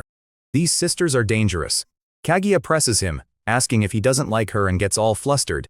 Lin tries to say yes, then no, and totally trips over his words. Elsewhere, the girl who got thrown down starts waking up. As that happens, the other girl slowly comes to Lin's sister, jumps up and hugs her, grateful she's alive. She gets back on her feet and says it's only a small headache, but the second she notices him, she calls him a pervert. His sister quickly explains he's a friend who saved them both, and this shameless friend immediately says Lin is really handsome. Lin ignores that and says they need to leave right away. He returns to the mother's house and asks her to open the door. She seemed calm before, but now she's overjoyed to see her daughter alive. Kaguya thanks Lin, saying she almost died. Inside, the mother asks where the friend is, and they tell her they already took her home. The mother excitedly thanks Lin and calls him a hero. After that, when asked where her father is, her mother explains that the civil servants had to stay late at the office today. Lu immediately feels uneasy. Lin knows a huge swarm is moving that way, and the whole building is covered in glass. He gets up and says he'll go make sure the man is safe. Wen says that's far too dangerous and begs him to stay, but Lin tells them not to worry. He'll come back safely. When he gets there, the place is already wrecked. A strange energy starts moving through his body. That shouldn't be happening. This level of disaster shouldn't have a monster that strong. Soon he realizes the aura is coming from the upper floor. After that, he remembers what this feeling is. A guardian insect. In this invasion, most monsters should only be around levels 1 to 20. But near their spawn points, there are guardians far stronger than the rest. And the only way to stop the disaster is to kill them. Lin remembers the authorities gave huge rewards to anyone who ended one. And by pure chance, he found one here. He can't tell if that's lucky or terrible because the creature feels terrifying. If he's going to fight it, he'll need to get ready first. Inside the office, employees are running from the insects. One of them dashes for a door and slams it shut. Lin tells his friend that if the insects break in, they're both dead. Together, they shove tables over to build a barricade, but the monster is crushing metal like it's nothing. They realize they're about to die. The moment the glass breaks, they think it's over. But time passes and they start wondering why nothing attacked them. So they step outside to check. There they find Lin, who came to save his uncle. Elsewhere, that group of 4 creeps heads toward a crystal. They're going to clear the forest he already wiped out long ago. They can't understand how the Black Emperor is always ahead of them. The insect guy says that if he pulled this off, his summons must be drained by now. But another one is furious, saying that area was important. After that, the old man wonders if the Black Emperor also knows the future like they do. Even so, all 4 believe strong people have one weakness. Their summons burn a lot of energy. He's sure this guy can't clear everything by himself. Sooner or later, when they find him, they'll bring him down. Lin brings his uncle back home and the mother says he really does look like a hero saving everyone. Lin tells them not to worry because he awakened an S-rank talent. The uncle is shocked, saying even his D-rank talent already felt very strong, and the mother says her C-rank talent even improved her memory. After that, his sister walks over and says she awakened a music talent that can buff people. The mother asks what kind of talent Lin got. He gets awkward and his sister says maybe it's better not to tell people. The mother apologizes and says she didn't mean to pry. Lin says it's fine, then lies that his talent is called Heaven's Justice and that it's an attack type. Immediately, his sister says that means he'll become a dungeon hunter. After that, the father says that with society changing like this, he has to make the most of the chance. Smiling, Lin says he'll do his best. After that, the father stands up, says it's late, and offers him the guest room. He refuses, saying he doesn't want to trouble the family. His mother insists it's no trouble. In fact, she's already ready to show him where he can sleep. As they head over, the father can't help thinking how the kid who once helped him has now saved him for real. Lying in bed by himself, a little down, Lin admits he never thought this life would let him save so many people. Even so, he can't stay long. His brother is still trapped, and saving him has been his goal from the start. Even so, his top goal is still getting another S-rank talent. Elsewhere in the city, another monster starts to rise. At the same time, a man lifts his hands and calls for the Demon King. A black flame suddenly appears, and from it, a red demon is summoned. The summoner grins, amazed that he now has an S-rank creature. The demon tells him that if it gathers enough fear and despair, it'll become unbeatable. Standing beside him is the same girl from earlier, now caught in another situation that is pulling her deeper into the conflict. After that, he notices her nearby. Luckily, he only walks over, says he's going to get food, and tells her to stay put. Though really, he just left her alone with a monster. For some reason, she's now stuck by herself in the corner of the room. After that, the story cuts away to show where who is. As usual, the wish is carried out right away. Because of that, he already knows where the next target is. Back in the city, the demon beats down swarms of insects and absorbs their energy. The father is thrilled, saying the thing is leveling up insanely fast and no one will ever track him down later. Once he's strong enough, he plans to get revenge on the woman who left him and their child. The demon walks up and complains that the fear it's getting still isn't enough. When the man asks what the creature wants, it explains that human fear is the flavor it values most before using magic to control him. He gives in right away, convinced this is the best path. The scene moves to a terrified couple. The summoner asks if this will do, and the demon says this deep, desperate fear is exactly what it wants. The husband rushes in, saying he'll stop them himself, but he's instantly struck in the chest. The demon laughs that nothing tastes better than human fear. Only then does the girl's father start wondering what he really summoned. The demon leans over the man's body and begins draining his energy. The father steps in and reminds it that it was summoned to kill monsters, not people. But this summon won't obey and it slams him to the floor. It calls him a hypocrite and tells him to quit pretending. After that, the demon says the woman's death will be his fault. He refuses, saying he'd never do that, but green energy creeps toward him as he tries to run. Naturally, the spell takes hold and his face changes at once. Lin picks up a peeler and walks toward the woman. She begs him to stop and cries that he can't do this with a child there. After that, a scream echoes through the place. Not far away, Lin seems to sense it. He arrives and catches the man in the middle of it. Sadly, the woman is already dead. Lin's face hardens and he orders the Emperor to kill the man. He moves first to take down the demon, but the attack gets blocked with ease. The monster says it loves the emotions pouring out of them. It attacks again, but this time the Emperor blocks it. The demon lunges at Lin, feeding on what he feels, but Kaguya steps in and stops the blow easily. The punches keep coming one after another, and Lin realizes he wouldn't have dodged them without her. Immediately, he tells the Emperor to finish it.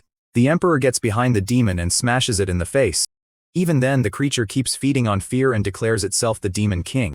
It lifts an arm and says everyone there wants to die.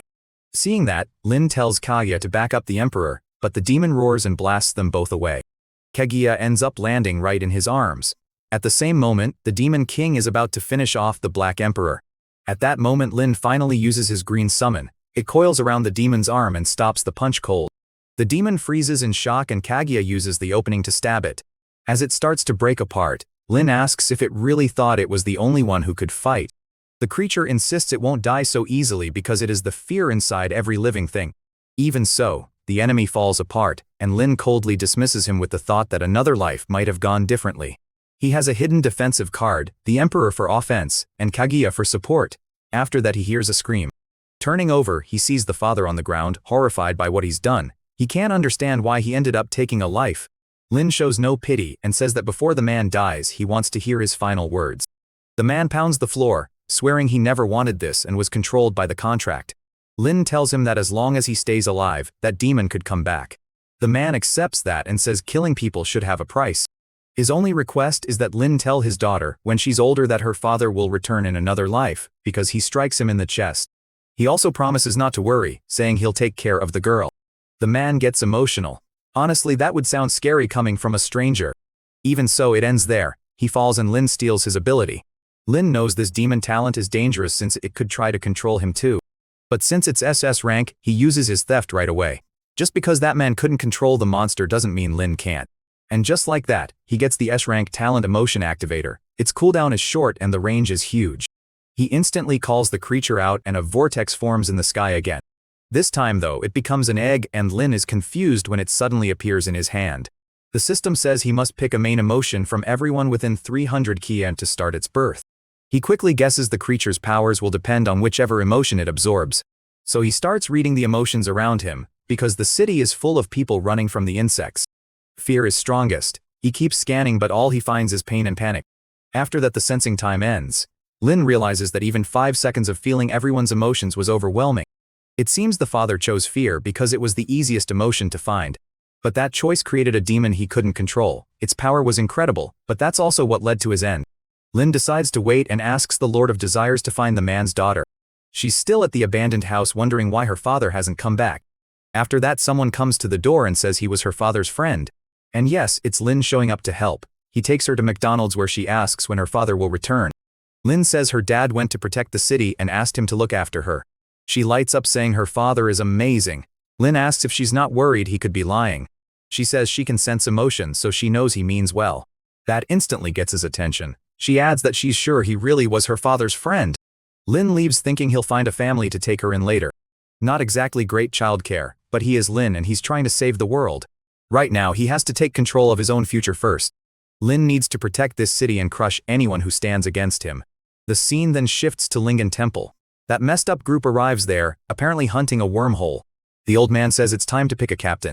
The Turner guy asks if the old man is trying to claim the spot for himself, but the old man only says he knows everyone's talents except that one guy's.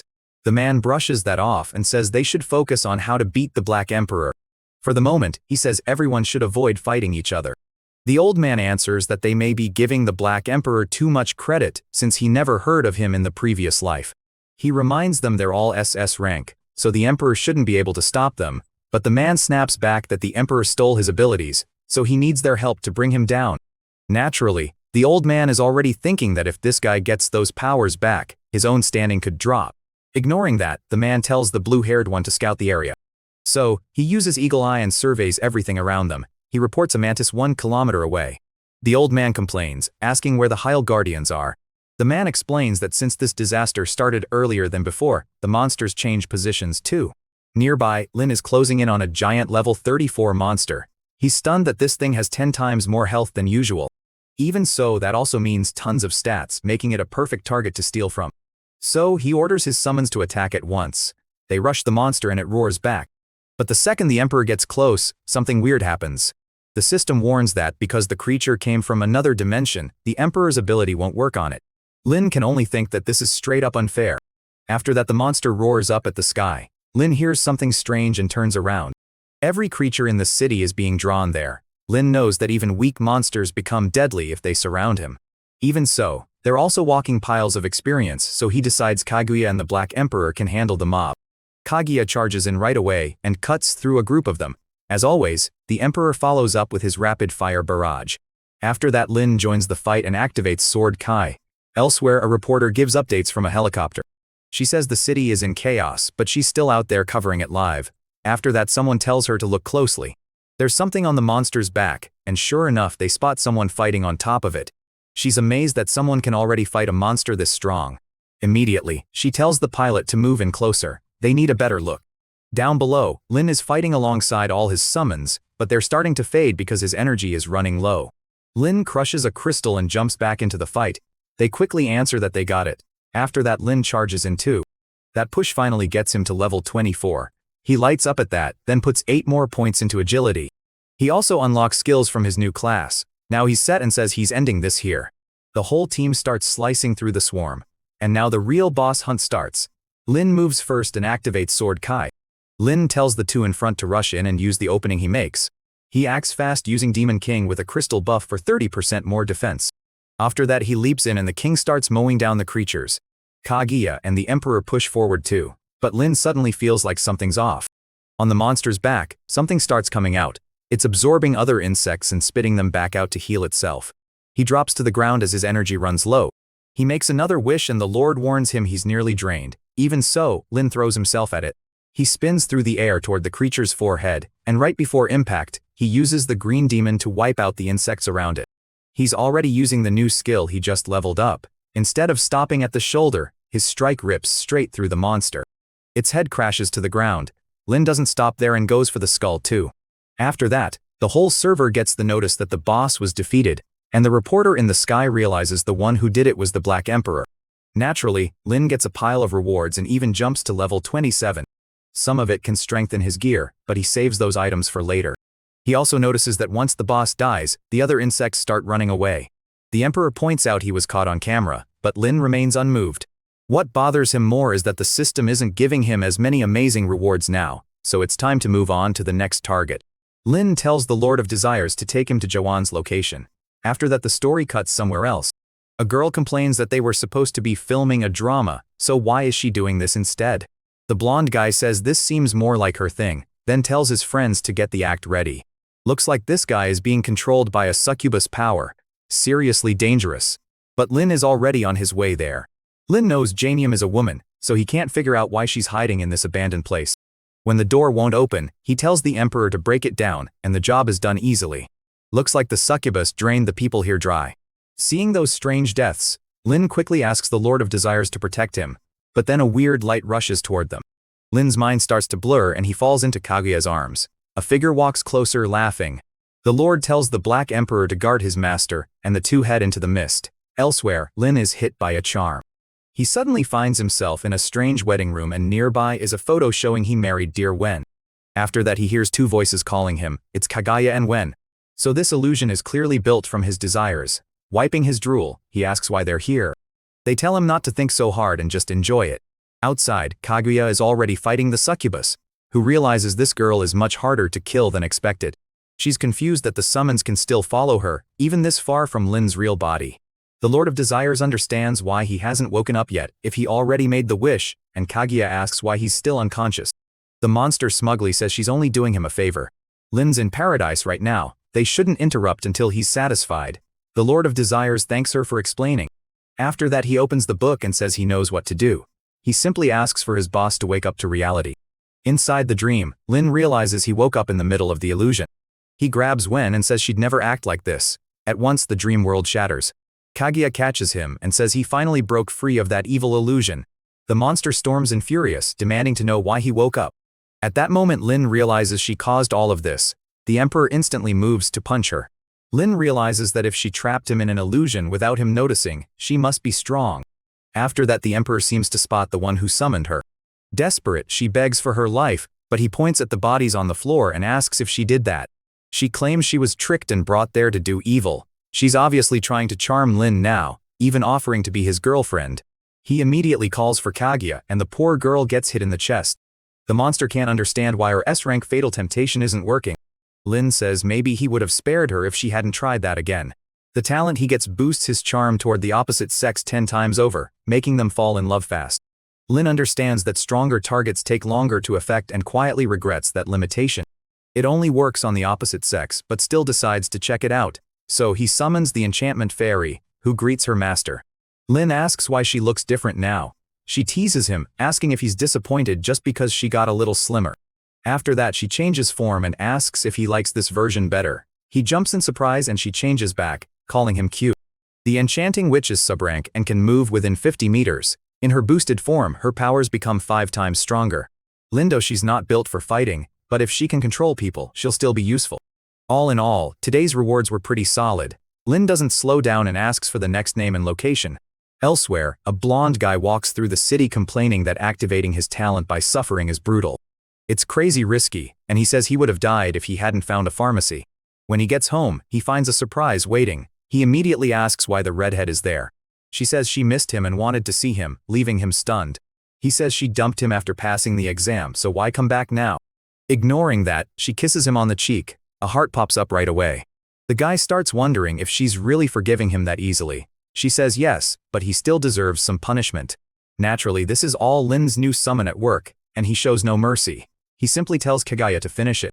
She moves in to strike while the man is asleep, but his stolen talent blocks it even though he can't see a thing. Kaguya tells Lin she can't even pull her hand away from him, and he has no clue how he's reacting while trapped in a dream. After that, the man's ice summon appears and says they'll all be wiped out, but Lin has an army, so he starts calling in all his summons. The ice creature smacks them aside anyway. When the Emperor rushes in with a punch, the creature raises a barrier to block it, but the Emperor is stronger and smashes through. The ice guy tells him to be quiet and summons chains that pin the Emperor down. One chain shoots toward Lin, but Kaguya appears in time and sends it back. Lin thanks her, saying she always saves him, then orders the demon to fall back. The monster mocks him, asking if he lost the nerve to fight. Lin dismisses the suggestion as useless, because the creature's communication ability is the only part that interests him.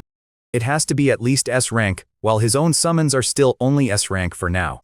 Even so, he says the fusion skill he got should fix that. After that, energy starts leaving both of them. It gathers overhead into a ball of power. Looks like a powerful girl is about to appear, and the result is the Black Princess Kaguya. She comes out like a powered-up samurai swordswoman.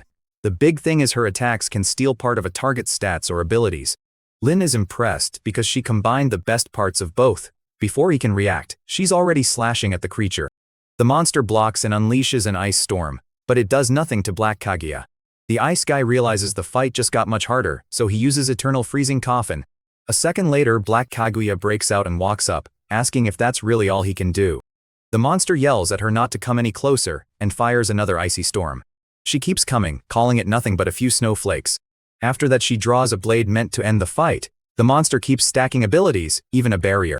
As her blade touches him, he insists he can't be pierced no matter how fast the attack is. But then the fusion ends and the two separate. That clears all the negative effects on them. Kaguya gets her attack speed back and finishes him with Rainy Night. He screams for a moment, then turns to ice and shatters. She walks up to the body, identifies it as the next target, and continues without showing any mercy. After that, the two return to Lin and say they weren't even hurt. He praises them both and tells them to rest.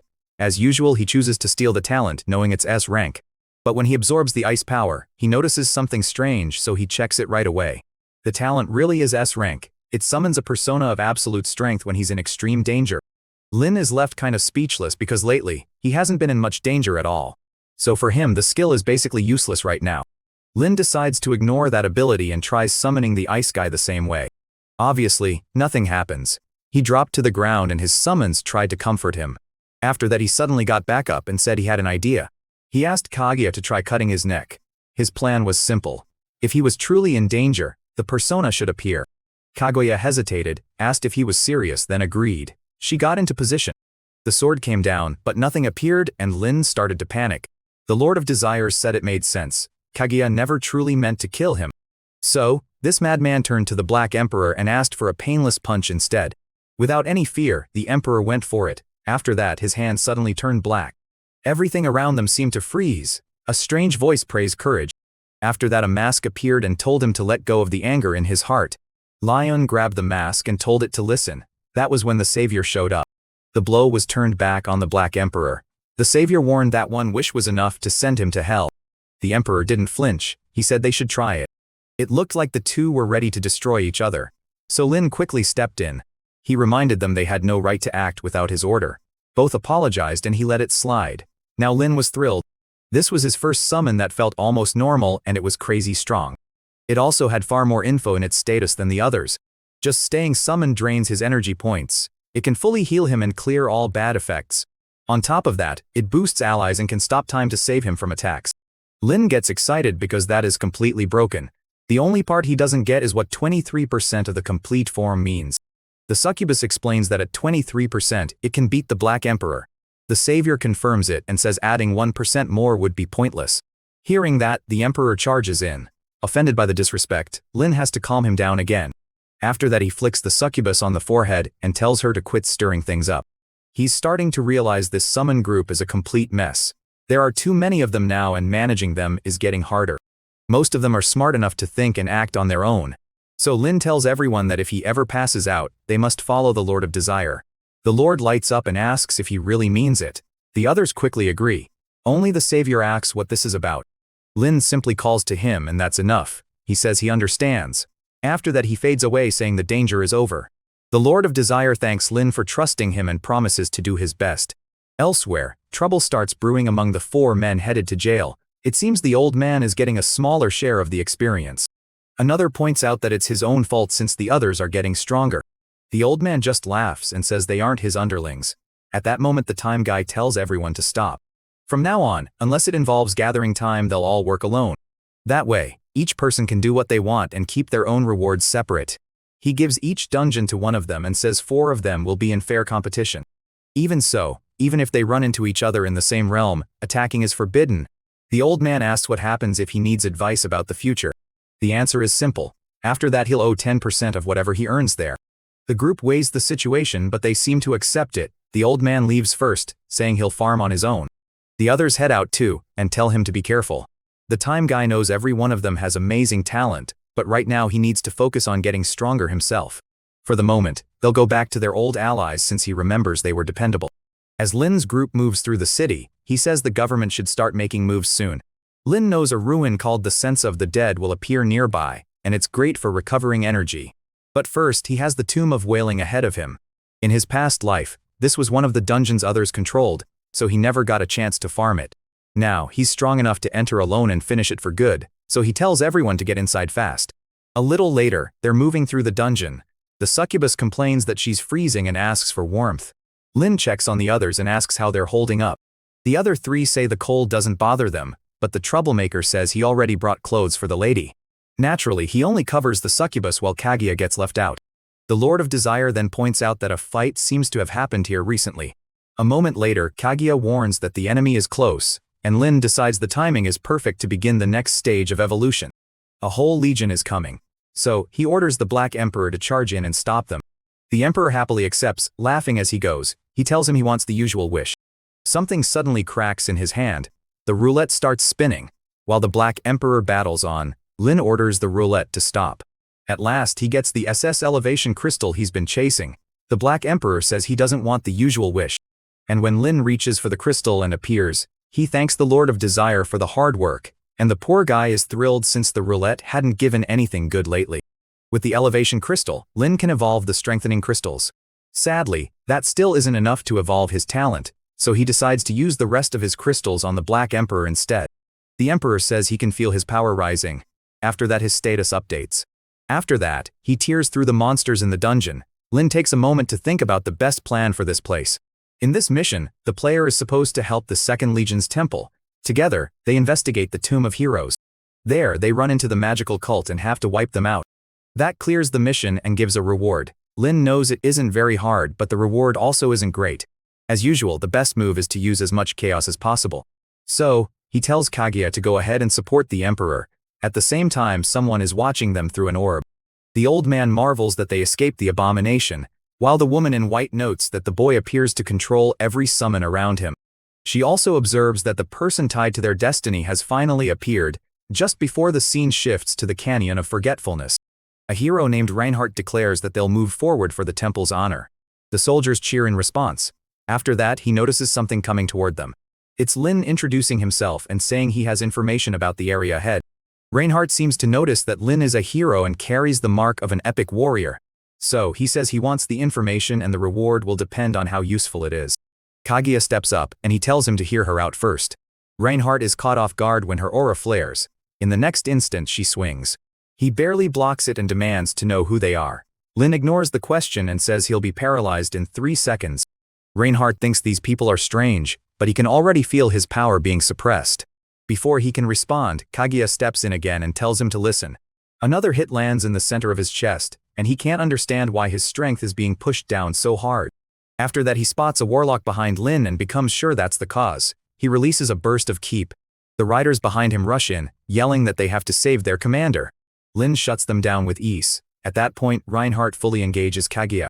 He glances at Lin and calls him a coward for hiding behind so many summons. Lin spreads his arms and tells him that if he feels that way, he should come fight him directly. Reinhardt charges, confused by the strange feeling he keeps getting. Even so, he decides he has no choice. This assassin has seen too much. But right as the blade is about to kill him, something changes. The savior appears and demands to know who dared challenge its majesty, leaving Reinhardt stunned by the number of contracts one person can hold. Lin makes another wish, asking that the man not move for 1 second. The savior raises his hands and simply tells him to explode. Space tears open around Reinhardt. He tries to speak as his body is swallowed up. A second later, he's completely erased. The onlookers stare, wondering if this guy is actually on their side. The Lich isn't sure and says he might be someone sent by the witch cult. Hearing the latest revelation, the man concludes that the forces above must have arranged these events, while the woman notes that the commander is dead. They can have some fun with the boy. After that, the Templars push ahead and order the others to follow the captain. Elsewhere, Black Kaguya cuts through them with ease. In no time, they're all on the ground. For killing the non-player character, Lin gets 900 more experience. After that, he tells his group to hide and wait for the right time to show themselves. Suddenly, something starts rising from the ground. A strange skeleton appears and says Lin has been invited to meet the witch cult. Lin finds that weird and wonders if they got the wrong idea. He doesn't remember this part happening. Even so, it doesn't matter. He'll adjust to whatever comes next, so he tells the skeleton to lead the way. Naturally, he's already thinking about the rewards he'll get after dealing with the cult. At the cave entrance, he meets the Lich. Lin has no idea what's going on, and he already knows that killing them here would end the mission right away. But right now, he cares more about finding the ashes and clearing the quest properly. The Lich thanks him for coming and asks whether he brought instructions. That only confuses Lin more, but he decides he'll have to act the part, so he asks if they already finished the tasks given by those above. The old man says they're almost done refining the giant ice dragon. Lin at once tells him to take him there. The Lich agrees and tells him to follow. After that, they head into the cult's base. They stop outside a room and she says the dragon is inside. The moment Lin sees it, he's stunned. A giant dragon skeleton is chained down in place. Lin knows that once this thing comes back to life, normal players won't stand a chance, so he asks how long until it wakes up. They tell him the ritual needs at least 10 more days, and Lu realizes that once it rises, it'll be a boss with a huge reward. After that, he asks where the ashes of the dead are, the ones he needs to recover energy. The old man explains they need those ashes to revive the dragon, so there isn't much to spare. Lin asks if that dragon matters more than he does. The old man quickly says no and tells them to bring the ashes. A servant brings over a box and says this is all they have left. Lu starts absorbing it. The system says the item will slowly restore 100 health. He can tell it's useful. Too bad there's barely any. After that, he asks why they don't refine more of it. The woman says doing that would slow the dragon ritual even further. Lin tells them not to worry about that and focus on the main mission. His order leaves them confused. Even so, MQ presses them. Are they really going to ignore him? They lower their heads and answer no. The old man then orders the ashes to be refined for the adventurer. Lin thinks that's enough for now. He can deal with the rest later, but the Lich keeps watching him closely. She uses a ritual to contact someone and the person asks why things change so suddenly. She thanks them for sending help against the warriors.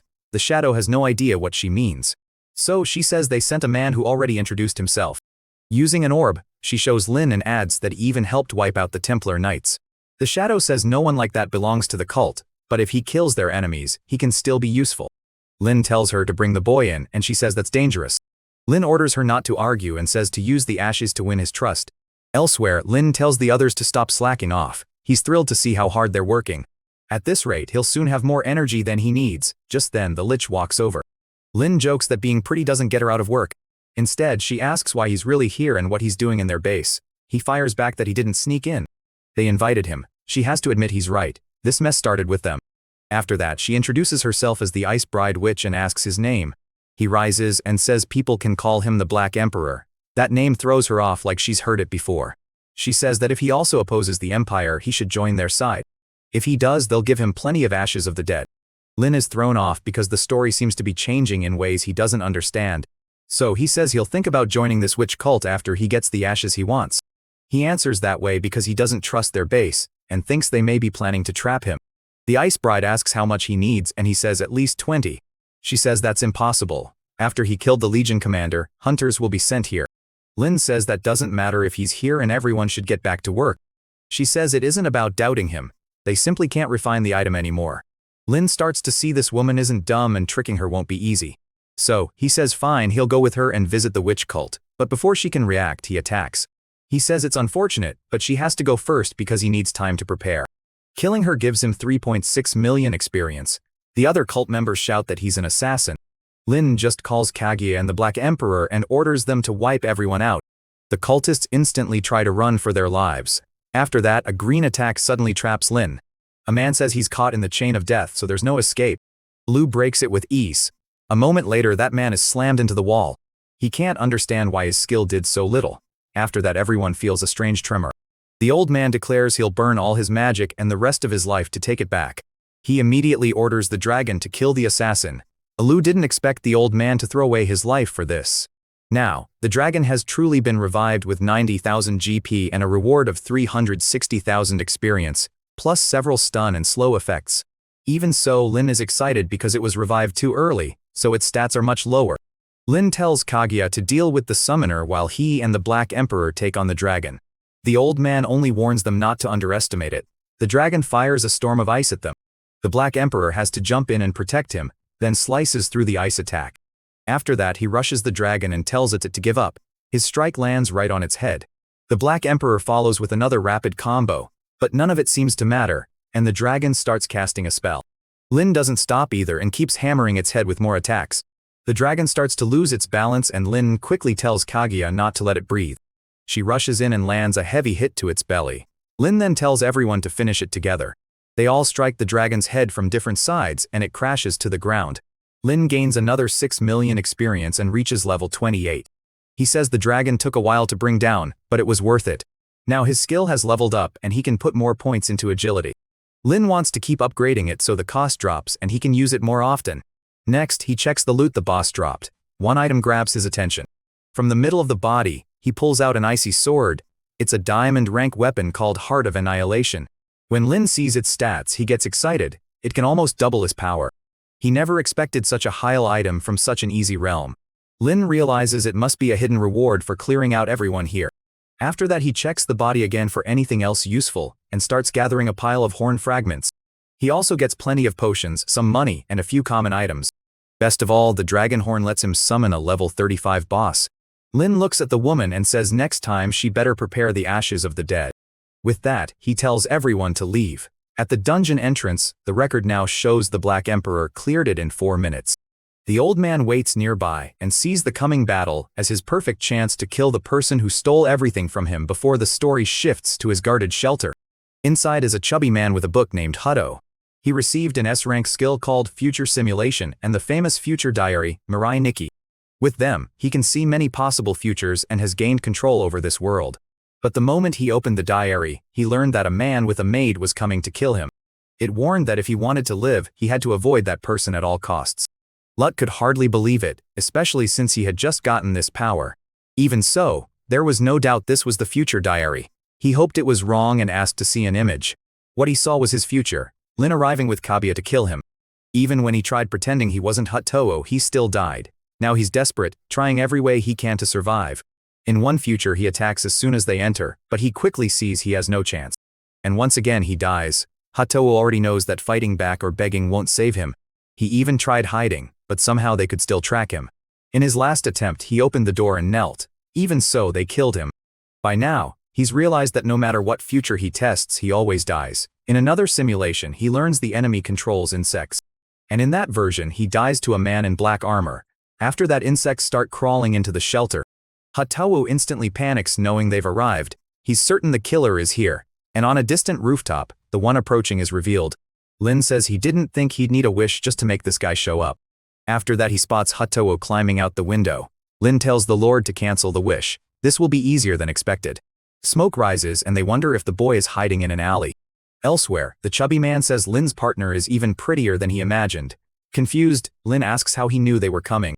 Hatowo says he's watched their arrival happen over and over. He says that kind of talent is amazing. Hatowo says it's really a curse because it kept him from growing stronger. No matter what choice he makes, the ending never changes. So he tells Lin to just kill him already. He simulated every path and he dies in all of them. The only thing he wanted was to die by the beautiful girl's hand. Instead, Lin sends the Black Emperor. Not sure if this guy had one more trick ready. Lin refused to grant that wish. Watching that, the chubby guy feels like fate is just cruel.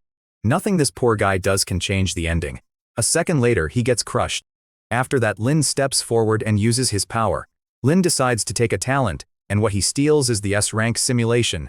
This skill lets him test the future again and again with no cooldown. Immediately, he turns it on. The farther ahead he looks, the more energy it burns. The blank pages throw him off. So, he asks the book for a forecast 2 days ahead. Words finally appear. He is Lin, and if he's reading this, he's already rattled. Why would the message start like that? He warns him that if he sees these words, Lu has already killed him. A celestial master named Lu Yai. The man attacked without saying a thing. And even with the Black Emperor, Lin couldn't stop him. In the end, a lightning storm finished him off. Lin is stunned at it. He's really supposed to die tomorrow. He forces himself to settle down. He came back in time, so there's no way he should die this stupidly. Talents are supposed to help their users, which means he's missing something important. He keeps thinking about Lu Yi and why the fight only mentioned the Black Emperor. So he calls in the Lord of Desires and says they need to solve this together. After that they start running more future simulations. The Lord of Desires studies the battle through the book. Once again, the warning says Lin already died even after trying an ambush with the Black Emperor and Kaguya.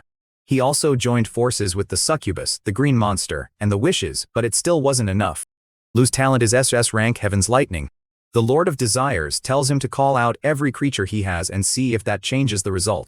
Lin begins considering maybe the book still doesn't fully know what he can do. So he summons everyone. Sure, this time the future has to change. Once they're all gathered around, he checks the book again, but the same line appears. If he's reading this, he's already dead. Even with all his summons, he still loses to that SS rank power. Lin refuses to believe 5 S rank creatures can't beat one SS level enemy. After that, he orders the Black Emperor to punch him as hard as possible. The savior shows up at once, saying he'll remove the threat. Lin stops him and tells him to wait while he simulates the future again. The result is no better. He still ends up captured and all his summons are dead. Now he wonders if there's any way to get more energy and escape this fate. Lin asks the Lord of Desires how to beat Lu Yu. The answer is grim. Their last hope is that unborn thing called fetal movement. He's talking about the egg Lin got earlier. After that the message shifts, saying a certain emotion was used to hatch it. This time Lin manages to get away. The battle is brutal, but it works. Though it costs a huge amount of energy that gets Lin excited because the future finally changed. So, the key seems to be the emotion he chooses when time comes. Lin asks the Lord of Desires what that emotion is. The Lord starts checking, but his book suddenly begins to smoke. He snaps it shut and warns that granting this wish would make him collapse. Lin knows he can't afford to lose the Lord of Desires before the fight, so he'll need another plan. He quickly gathers everyone and says it's time to find his brother and help him get an S-ranked talent. Elsewhere in a prison, soldiers are firing at a swarm of invading insects. There are just too many and they can't hold them back. After that the Black Emperor charges in and smashes a giant ant with one punch. The men start wondering if they've been saved when someone calls out to them. It's Lin, saying Zhu Shandong's sister is here to visit. Inside, the men thank him for saving them and say his brother is waiting. Somehow this prison is still running in the middle of the apocalypse and he heads straight in. His brother greets him by calling him Brother Lu. Lin says it's been a long time since they last met. His brother asks if he got hurt out there with all those insects. Lin says he's fine and tells him not to worry. After that his brother admits he's made plenty of mistakes, but once he's out he'll make it up to him. Lin calls to him and his brother says the problem is he still doesn't know when he'll get out. He did hear there might be a way to shorten his sentence, so maybe he'll be free soon. Lin can only think that his brother still never puts himself first. Lin tells him things are different now. Outside, no one can touch him, and his brother is about to be just as strong. After that the Black Emperor appears behind his brother. A punch lands right in his back. The guard immediately shouts for Lin to raise his hands and explain himself. He calmly says he only brought his brother an item, and that doesn't break any rules. After that the Black Emperor speaks to the boy. In an instant his brother's talent jumps from A rank to S rank. His Red Valor skill now cuts damage even more for every 3% of life he loses. The guard asks why the boy looks like he's burning, and then Crimson Lotus Might appears. It's an S-rank summon that deals burn damage every second. Wang realizes this is his brother's new summon. Lin says this should let him earn merit in prison and cut down his sentence. Honestly, these guys should probably just break out, but fine. His brother asks where Lin got something that valuable, and why he didn't use it on himself. Lin tells him not to worry. He still has plenty left, but the prison cameras caught all of it. In another room, the warden is laughing, interested in how easy it seems to raise someone's talent. Soon the guard walks over and says their time is up. Lin tells his brother nobody will bully him now, and his brother warns him to stay safe outside. He leaves saying that next time they meet, his brother will already be free. On the way out, a man tells him the warden wants to speak with him about helping his brother. Naturally, this was exactly what Lin wanted, so he gets taken to the warden's office.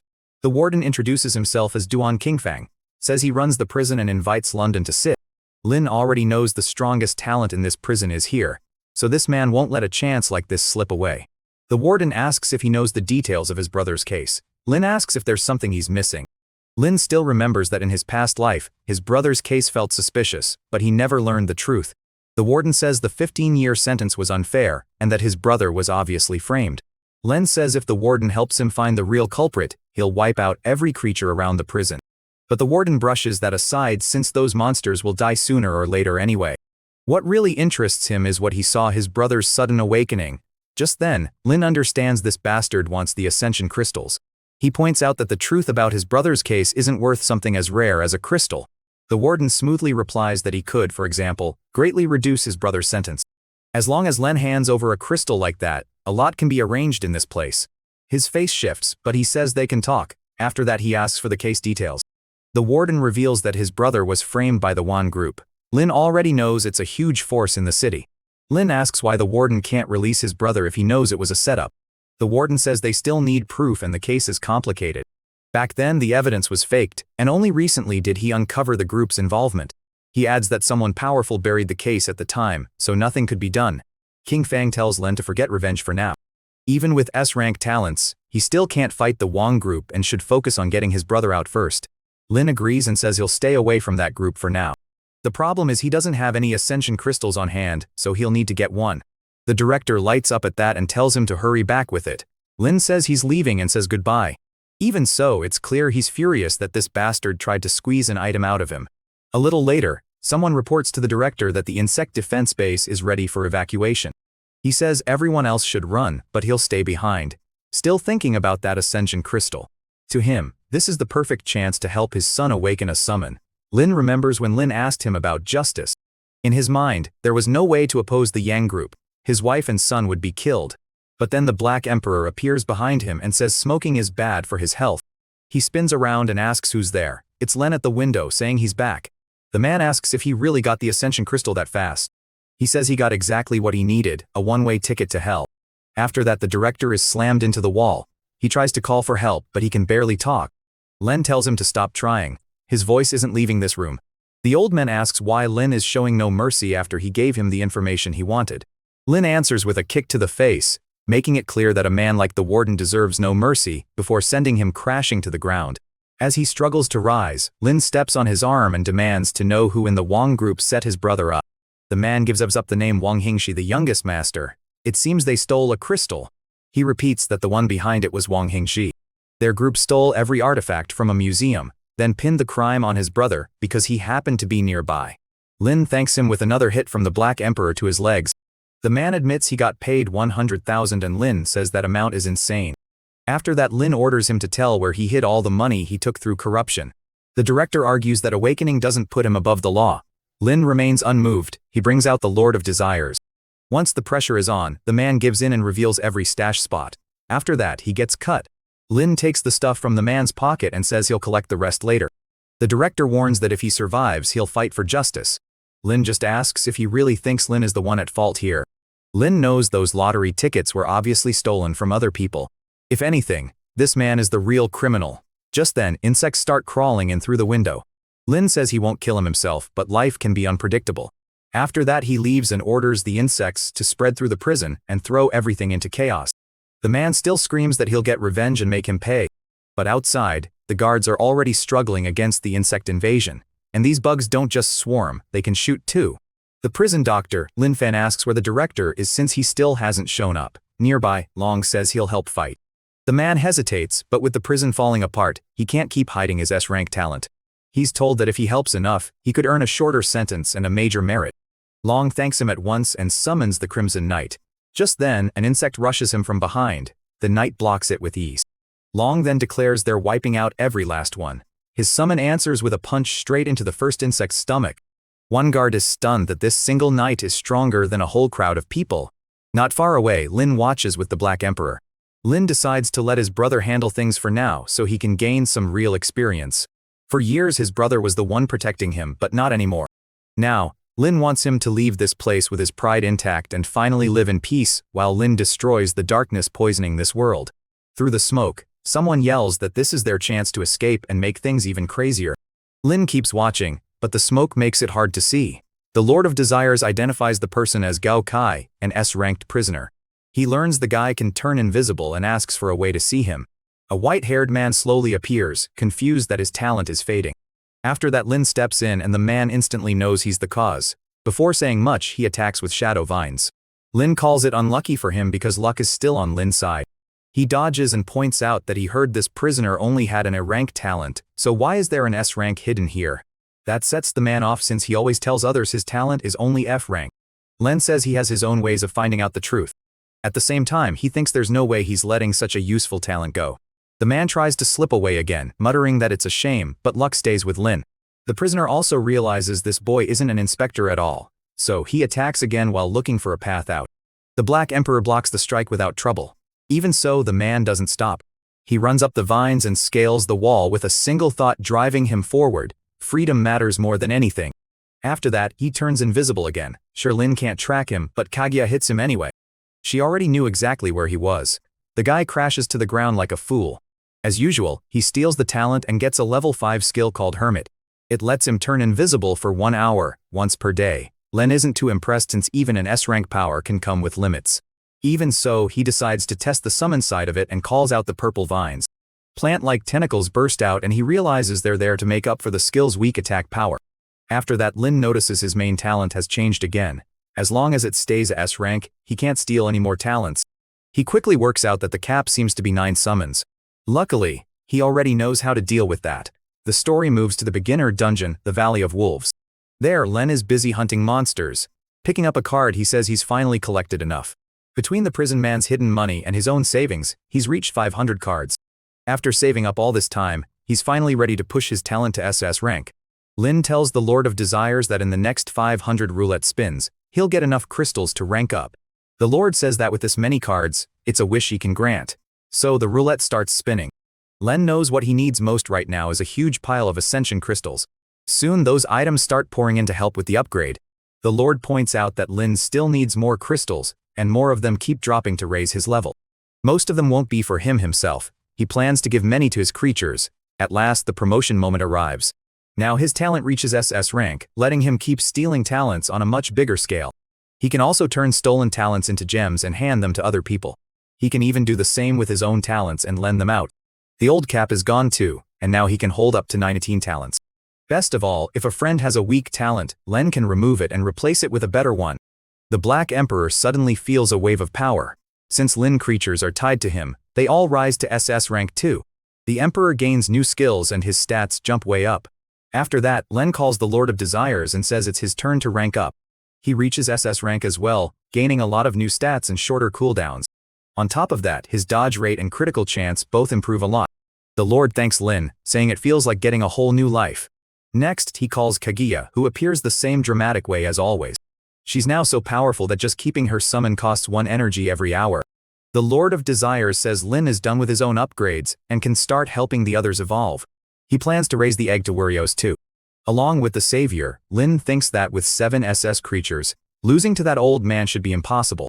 Even so, he knows too much prep is better than too little, so he has to get this fight exactly right.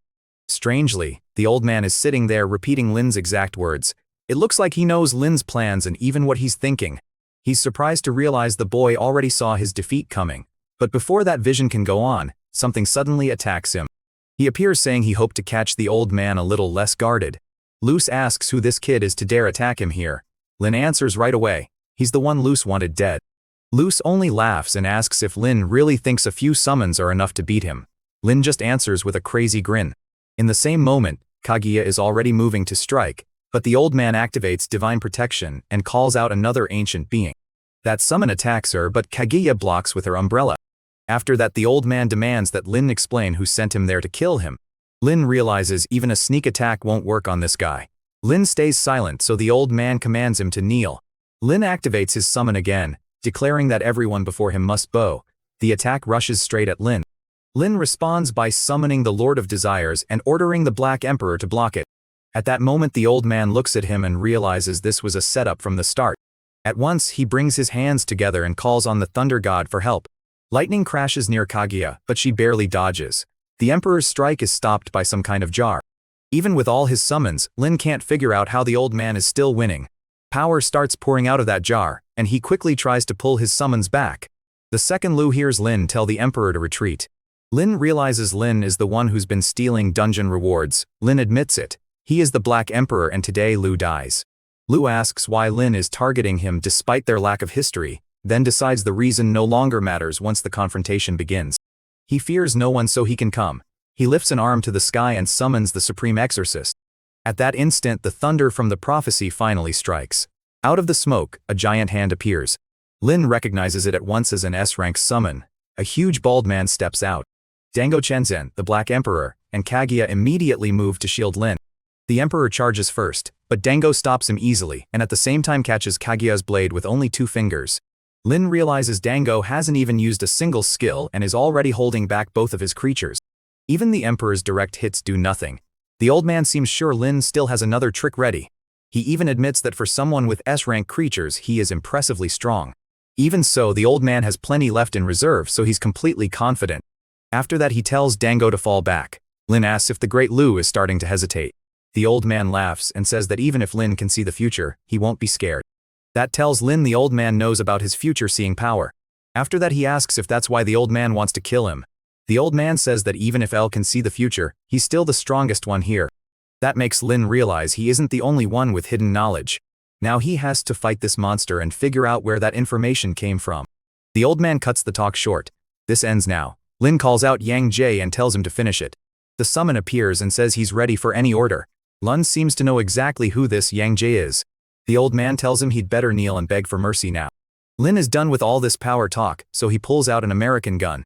The old man mocks him, asking if he really thinks that can win the fight, but Lon points the gun at himself and says it isn't for the old man. The old man tells him not to throw his life away and says he could still serve under him. Lin refuses. That's not what he wants. After that, the bullet flies forward and of course it's stopped. At that same moment, the savior is summoned. He appears and says he's ready for any command.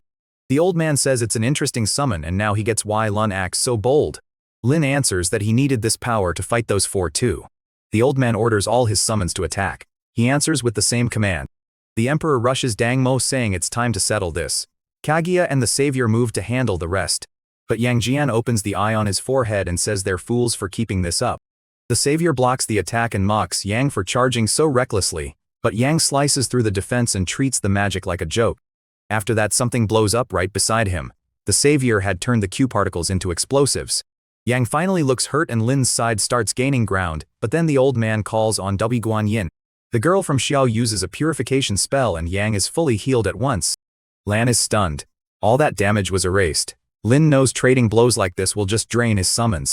So he calls them back again and the fight keeps going in circles. The old man laughs and says now it's his turn. Lin tells all his summons to attack too. Lin stays calm. So far everything matches the diary. After that he reaches out and activates perfect fusion. Now the warrior forms a trinity by merging all three together. She still looks like a waifu, but now she's also a Buddha. Her rank rises to SS, but Lun says it's closer to SS. Now she has to prove it because she's about to take on 4 enemies by herself. She charges the old man and he calls her reckless. She answers by cutting straight through his staff. After that she closes in on Yan and the other summon. They try to block her, but she says it's pointless. The old man admits Lan is stronger than expected, but says he's naive if he thinks this is enough. He pulls a card from his pocket and says he'll show off a treasure passed down for centuries. Lifting it to the sky, he declares that the path is prosperous. Lin has no clue what that means. After that he sees a vision from 1821 when a knight beat an army alone. Another flash shows 1937 when the card was given to a different elder. After that 1993 when it was passed to this man long before all of this started. The old man admits Lin is strong, but says he carries the blessing of countless generations. With that he calls forth the ancestors. The whole clan appears before him. He really summoned every bald elder. Now he understands why winning was impossible, just like the future diary said. The old men go after Kaguya and she answers with an explosion. She handles the first wave, but 3 more fire chains at her. Kaguya gets trapped as a bell drops from above. The old man predicts Lin's death, then plans to eliminate the other man who remembers the future so every dangerous variable disappears. Lin refuses to flinch and declares that the old man's 100-year legacy ends today, leaving Liu confused about how he intends to do it. Lin pulls the egg from his pocket and activates the detonation of emotions. He focuses on every feeling around him, trying to choose the right move. He senses a girl being robbed and another being abused. Despair and fear pour in from all around. Everything feels awful until one emotion stands out. It's the reporter from the beginning getting praised for footage that could help people. Lin's battle is being shown everywhere and the army is told that thanks to the Black Emperor, they now know defeat isn't certain. That fires Lin up, so the future diary really was right. Lin decides to gather the hope of everyone in the city. The egg starts pulling in a golden power. A tiny wing appears and then a little angel shows up. She says she'll handle the trouble, even if that means making things harder for him first. She's the SS rank angel of hope, able to collect hope itself. Her blessing can raise another summon stats by 20. After that the old man calls more elders and tells them to defend justice in this world. Lin says this Toast group is on a whole different level. After that he sends in the angel of hope. She uses unlimited vitality and dawn of hope. Every buff is poured into the transformed Kaguya. Kaguya feels her power rising without end. After that she shoots forward like a meteor at the old man who as usual hides behind a wall of elders. Kaguya cuts through their attacks with ease. The old man still acts unimpressed, saying it was only a basic barrier. But through the smoke, he suddenly loses sight of her. She's already behind him, asking where he's looking. Lu instantly yells for one of the ancestors to save him. The girl with the jar tries to pull Kaguya inside it again. Kaguya gets attacked again and has to block the giant elder. She cuts his weapon apart and leaps at the old man again. He's already called 2 more ancestors to protect himself. Lin tells the Lord of Desires and the angel to give Kaguya everything they have. They obey at once, pouring the rest of their power into her. The blast sends the cultivation elders flying. As they fade, they admit they never thought someone this arrogant would beat them. Lu realizes things are turning bad, and his best move now is to run. But right then, the girl activates succubus power. With no protection left, the old man is affected. She's suddenly behind him, locking him in place. Elsewhere, Kaguya keeps fighting the SS rank summon using his Ben 10 style tentacles. Lin slips in from behind to end it, but the woman with the jar steps in again to save the old man. He tries to stop her and can't. Even so, that wasn't his real goal. He was after the talisman in the old man's hand. The moment he takes it, all the summoned ancestors start disappearing. Lin says that without them, the old man can't do much now. The old man screams for his item back. Lin ignores him and gives the order to kill him. But the old man still won't go down. Lin summons another being, Tianpang Yenin. A huge orc covered in lightning appears on the battlefield. Lin is stunned at how many tricks this cursed old man still has. After that the old man uses the so-called Thunder of God, just as Kaguya moves in to strike. Right before her blade lands, he turns into a ball of lightning and warps away. Lin quickly orders another summon to find him. He starts chasing through the city, saying he spent too much to let the old man escape. Hidden behind a house, the old man panics now that the ancestral talisman is gone. It's humiliating, but he may need backup to deal with Lin. He wanted to walk proudly through all this, but now he's forced to lower himself. He places 2 talismans over his eyes to search for something. After that he senses someone coming from afar. Kaguya is already on the way, and he is stunned at it. At that speed, he knows he has to vanish fast, so he calls on Gao Tai and Pang again to escape. He turns into lightning and shoots over the city. Soon, Lin arrives with a group and tells them to keep tracking him. The old man keeps fleeing, wondering how he finds him so fast every time. It makes no sense. How can one person control so many creatures and stacks so many powers? He kills a fly and a soldier asks if he's here to help. Lin looks over and sees it's only a king-level insect. After that he feels it again and knows Lin is closing in. He shoves the soldier aside and tells him to move. The soldier stays there, muttering that a disaster is coming. After that the creature on his back gets ready to attack, but it's cut clean in half. Lion appears and asks if the soldier is okay. The man only warns him to be careful. Lin slices through the attackers and treats the exchange as effortless, while the soldier realizes they may finally be saved. He drops to his knees and begs Lin for help, saying their weapons aren't working. Lin gives him a thumbs up and says that now that he's here, everyone will be safe. Ahead of him is that king-level insect. The soldier explains that this monster is calling in more of its kind. Creatures like it are appearing all over the city, each taking over a different area. Even so, he warns him not to underestimate it. Lin says he was born for the battlefield, so this will be easy. After that he starts cutting through them and calls Kaguya to help. She steps forward and says the time has come.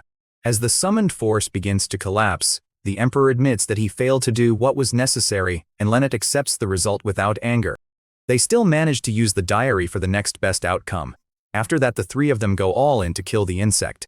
The soldier instantly realizes this is the famous Black Emperor. He quickly contacts his captain, saying they're safe now and that this fighter takes top priority on the battlefield. While Lin fights, the soldier can only stand there thinking about how amazing he is. Even Lin has trouble bringing this thing down, so he ends up using all his summons powers. After that the Emperor pulls out that same signature move again. The insect answers by firing a red energy upward. The others realize more of these bugs are being called in. Even so, everyone gets fired up and says they'll help. Lin says that since it's nighttime, he knows exactly who should handle this, and he has no plan to waste the chance. So, he opens the item he got in the cave and summons the level 35 boss dragon. It's as strong as an S-rank monster, and its huge size makes it great for clearing out swarms. The dragon lets out a freezing roar. At once, the boss and all the summoned bugs slow down. Just then, voices behind him announce that the others have arrived, and 4 soldiers appear at once. Lang turns back in surprise at how identical they look. After that he tells them not to jump in because this is too easy. He explains that the boss may have tons of health, but all it really does is spit out weak insects. The soldiers are left confused by how casually he's lecturing them. After that Lin activates the key of the wind sword. This time, instead of sending summons first, he charges in himself and lands a slash, and somehow that strike actually kills it. He gets 35 million experience along with a pile of rewards. At last, he reaches level 29. The soldier stares in shock, impressed that this is the top-ranked player.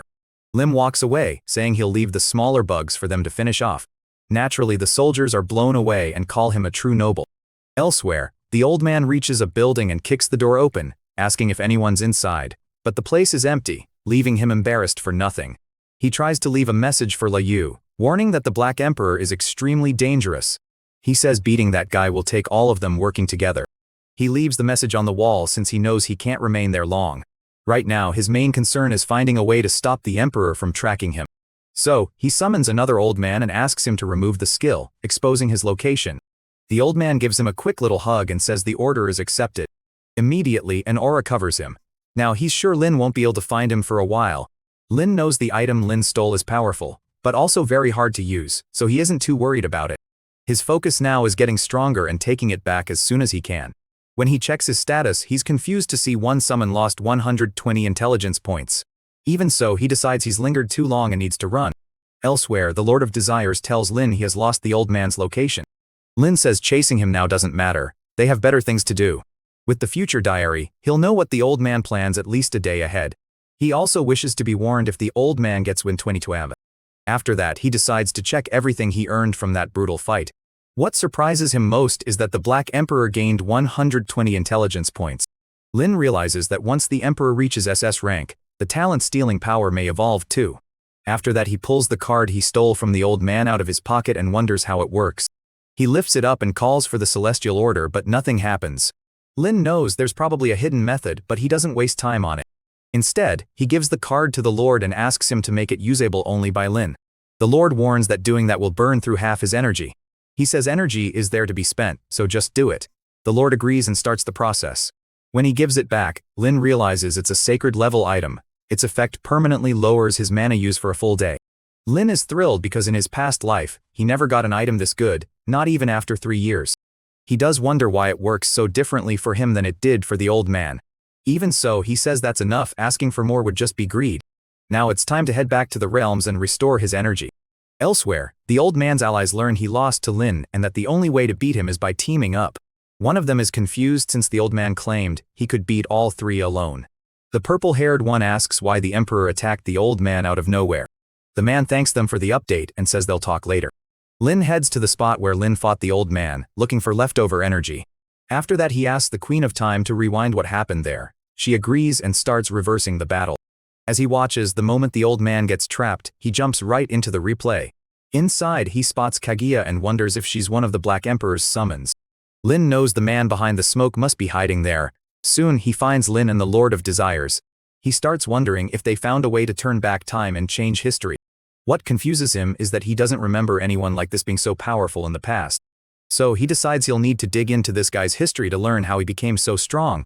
After that he notices something that shocks him. Around Lin, he can see magic that should belong only to the Queen of Time. The Queen asks her master whether they should join forces with the old man, but he decides that the time is not right yet. They first need to understand how the old man lost even with an SSA-level creature. So he rewinds farther back and watches the whole fight. Before long, he drops to the ground, unable to believe one person has that many summons. Lin asks the Queen to rewind it again, but she warns it's becoming too dangerous. He says it doesn't matter, even if it drains him, he has to learn this guy's secret. So she rewinds time once more, and this time he sees Lin stealing someone's talent. He wonders if the Black Emperor is the one who stole his power too. The Queen suggests they keep watching, find where he sleeps, and kill him in his dreams. But the man is too cautious for that and says they need more information first. Lin returns to the dungeon where he got the dragon and left the bodies to be consumed. He thanks the dead ashes and says he'll see them again tomorrow. After that he immediately starts farming a group of fairies. After that he goes back to the crystal tree which has grown more crystals. Before moving on he remembers the treasure of King Fenla, the prison director. As soon as he gets there, he orders all the security systems turned off. Inside, the room is much cleaner than he expected. After that he pulls out a hidden book that opens a secret chamber in the same room. Inside are stacks of gold bars. Lenyu knows no normal person could gather this much wealth in 10 lifetimes. He immediately absorbs it all and turns it into tickets. After that he asks the Lord of Desires to find Wang, the man who locked up his brother. Lin only spared him before because the old man mattered more, but now it's Wang's turn. Elsewhere in the city, a man wakes up in his room when his uncle calls for him. The uncle tells him to come downstairs ready. The young man answers back and tells him to clean up that mess, adding that next time he should bring someone tougher since the last one broke too easily. The uncle agrees quietly, thinking the young man is losing his mind. At breakfast downstairs, he grumbles that women these days are all a pain. Suddenly, everything goes dark. Lin appears right in front of him and invites him to play an escape room game. The man jumps up and demands to know how he got inside. A second later his face is slammed onto the table. Lin calmly says this is easier than expected and warns the young master to follow the rules of the game. He's filled the room with hundreds of locusts. The man has to reach the back door without getting caught by any of them or he dies. Lin says goodbye and hopes he enjoys the game. The man gets back up wondering if he's losing his mind, but then he hears the insects. Once he sees the locust rushing in, he knows this is real. He takes off running and begs his uncle for help. If he can just reach the back door, he might live. He makes it to the door and sees smoke. Feeling relieved, but at that moment, the only way forward is through the white mist. Wang snaps that he's sick of this and swears he'll kill Lin. Lin tells him to quit acting tough because soon he'll be begging to live. He warns Wang that this time a small hunting insect will chase him, and if he makes it home, he'll survive. Wang tries to argue, but the insect is already coming at him. He starts running, saying this is how he'll track Lin down, but when he passes a window, the locust nearly catch him. He barely dodges the first strike, but on the second, the creature grabs him by the leg. He begs for his life and promises him anything he wants. Lin says he only wants answers, and cooperating is the smartest choice. Naturally, the man immediately agrees and says Lin can ask whatever he wants. When Lin hears his brother's name, the man blurts out that the whole thing was planned by Changji. Lin asks if he means the older brother, saying he already knows that family. The man says yes and tells Lin he can believe him, but he's secretly using a talent that makes people trust his words. Lin says a man like that really does deserve to live, then suddenly slams a hit into his chest. Lin calls him stupid for thinking a B-rank talent could brainwash him. The story cuts to a father speaking with his son on the couch. After that, the father suddenly feels danger getting close. Lin tells his son to hide because he has to deal with something important. Next, he calls out his summon and warns it to stay alert, something is nearby. All he can do now is wait for whoever's coming to step through the door. Lin already knows the man he's after can sense danger. The moment he walks in, the man asks what Lin wants from him. He sits down and brings up what they did to his brother. The man claims he only handled the family's legal business while his brother was the one who did the dirty work. Lin calls out the Lord of Desires, and it confirms he's telling the truth. So Lin says that since he's being at least partly honest, he'll give him a chance to live. After that, he summons the Black Emperor and says the man can survive if his summon lasts 5 seconds. Changey answers that Lin sounds awfully sure of himself for making that bet. After that, he uses his power to see what will happen 1 second ahead. In that glimpse, the Black Emperor trades blows with his summon. But the poor thing is already smashed to the floor. Before it can recover, it's over. Lin says that if it can't even fight back, it'll just get beaten to death. But the man pulls a gun and says he only needs to kill the Lord. Too bad the Lord of Desires already made him bulletproof. So the man lowers the gun and tries a new approach, offering to buy his life and asking what Lin wants. Lin says that's an interesting deal and asks how much his life is worth to him. The man says any price is fine. Money, information, whatever Lin asks for. Lin tells him that sadly this isn't something he can buy off. After that, he orders the Black Emperor to move in. A punch lands straight in Shen's face. Lin says this will make it much easier to place a puppet inside the family. And just like that, he steals another talent. This one warns him about danger with no cooldown at all. After that, Lin summons a replacement. The man's S rank might appears called Transcendent. Lin thinks it's decent, though it's a shame it's still only S rank. After that, he asked the Lord of Desires to have this place attacked in 5 minutes. Elsewhere in the Wang Group's industrial zone, the last surviving son asks his father what will happen now that the world is falling apart. Dakin says nothing really changes. The rich will still keep all the power. His plan is simple. Sell company assets and buy dungeon items while others are just waking up to their value. That way, he can make all his children stronger. Just then, Lin walks in and says it's a smart plan. Too bad he's already taken care of 2 heirs and now only 1 remains. Ding asks what he means. He says he's been perfectly clear and asks if they plan to seek revenge. The son tries to speak, but his father quickly cuts him off and tells him to go bring tea. He pushes harder. Go now and don't say another word. After that, he apologizes to Lin, who says it's fine. As long as the son stays out of this, he remains unmoved. The old man asks if what Lin said is really true. Lin tells him to believe it. Every obstacle has already been cleared away. He explains that Daoing's plan won't work, because this is only the first disaster and things will get much worse. Daoing still looks unsure and asks if the boy is lying. Lin says it's the truth and anyone who blocks him will die. Daoing's only way to live is for the whole Wang family to start backing him. Knowing the choice is submit or die, the man finally agrees. When the son comes back with the tea, Daoing immediately tells him to call Lyson, a man with an S-rank talent. He explains to Lin that this person can make contracts. Sometime later, Lyson arrives. Daoing tells him to show his talent and explain what it does. Lyson says it's called the Tamer contract, and it sets rules both sides must follow. Lin realizes it's probably similar to the Book of Wishes. With that, Daoing asks whether Lin is willing to sign the contract. Its terms say Lin will help Daoing take control of the entire Wang family, and in return, the Wang family will support Lin however they can to make him stronger. Deking puts his hand on the contract and tells him to do the same. And just like that, the contract is sealed. Even so, Lin seems sure he can break it whenever he wants. After that, he heads out, saying the meeting was nice, but he has other things to handle. After Lin leaves, the son asks why his father teamed up with that guy. Daoing says that if Lin really killed his other 2 brothers, then resisting was hopeless and this alliance could be useful. Soon he is back in the city, focused on the same goal as always, getting stronger. First, he needs to visit instances hardly anyone has cleared and grab all the potions. After that, he plans to build a company and start a guild. That way, he can control everything and keep all the profit. After grinding for a while, his sword evolves into Fire Leap. Now he's making waves all over Soldier Online with his pair of short swords. Even level 39 lizards can't do anything against him. Lin keeps farming and taking everything he can.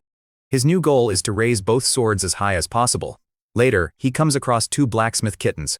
Lin still remembers that in his past life, he never beat Monokuma. No matter how strong he got, this creature's power is still a mystery, and many people say it's basically unbeatable. Nearby, a man complains that his level 13 sword got broken. Lin notices he's arguing with the black and white bears and knows this won't end well. The man gets thrown out of the shop and the bears tell him never to come back. After that, Lin shows them his item and asks if they can strengthen it. One bear says it's very valuable and would need the essence of the king.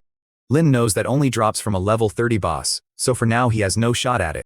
After that he summons his 2 swords. The bear looks them over, says they're solid gear, and tells him to wait.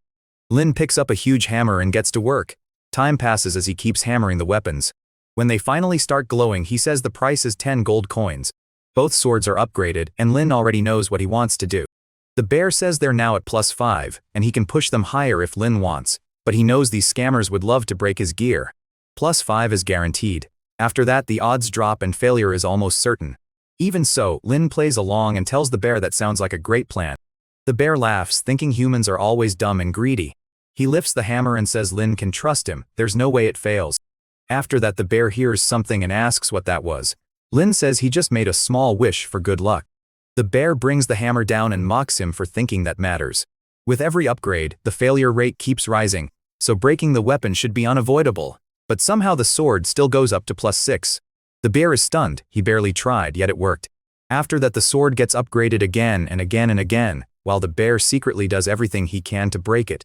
Staring at the 2 swords, he is stunned that they've gone up 30 times without failing once. Lin just thanks him and asks if that's the limit. The bear apologizes and says that sadly he can't go any further. He thanks him back, calling it a shame while thinking he's finally gotten payback on the jerk who ruined so many of his items in his past life. Suddenly, a robot shows up beside him and starts listing the stats and name of the sword he's holding. Lin is confused about how this guy knows so much about his item and warns that if he keeps announcing it to everyone, he'll get sliced in half. The robot ignores him and just walks by. Even so, Lin wants to know where this bastard's real body is. Someone named Eagle sends a message saying he'd rather stay hidden in a safe place. He says Lin looked awfully confident during those upgrades and asks if he has something that boosts success rates. Lin asks if he's ever heard that curiosity killed the cat. Eagle says he only wants to know whether he could help upgrade his items later on and promises an introduction to a business that could make him a lot of money. Lin realizes he can pretend to be weaker than he is, and this may be his best way to start making money. So he agrees to work with the guy. The story then cuts to a meeting where people discuss how likely another disaster is once this one ends. Because of that, they'll need new people to keep order in the city, and someone like the Black Emperor would be perfect.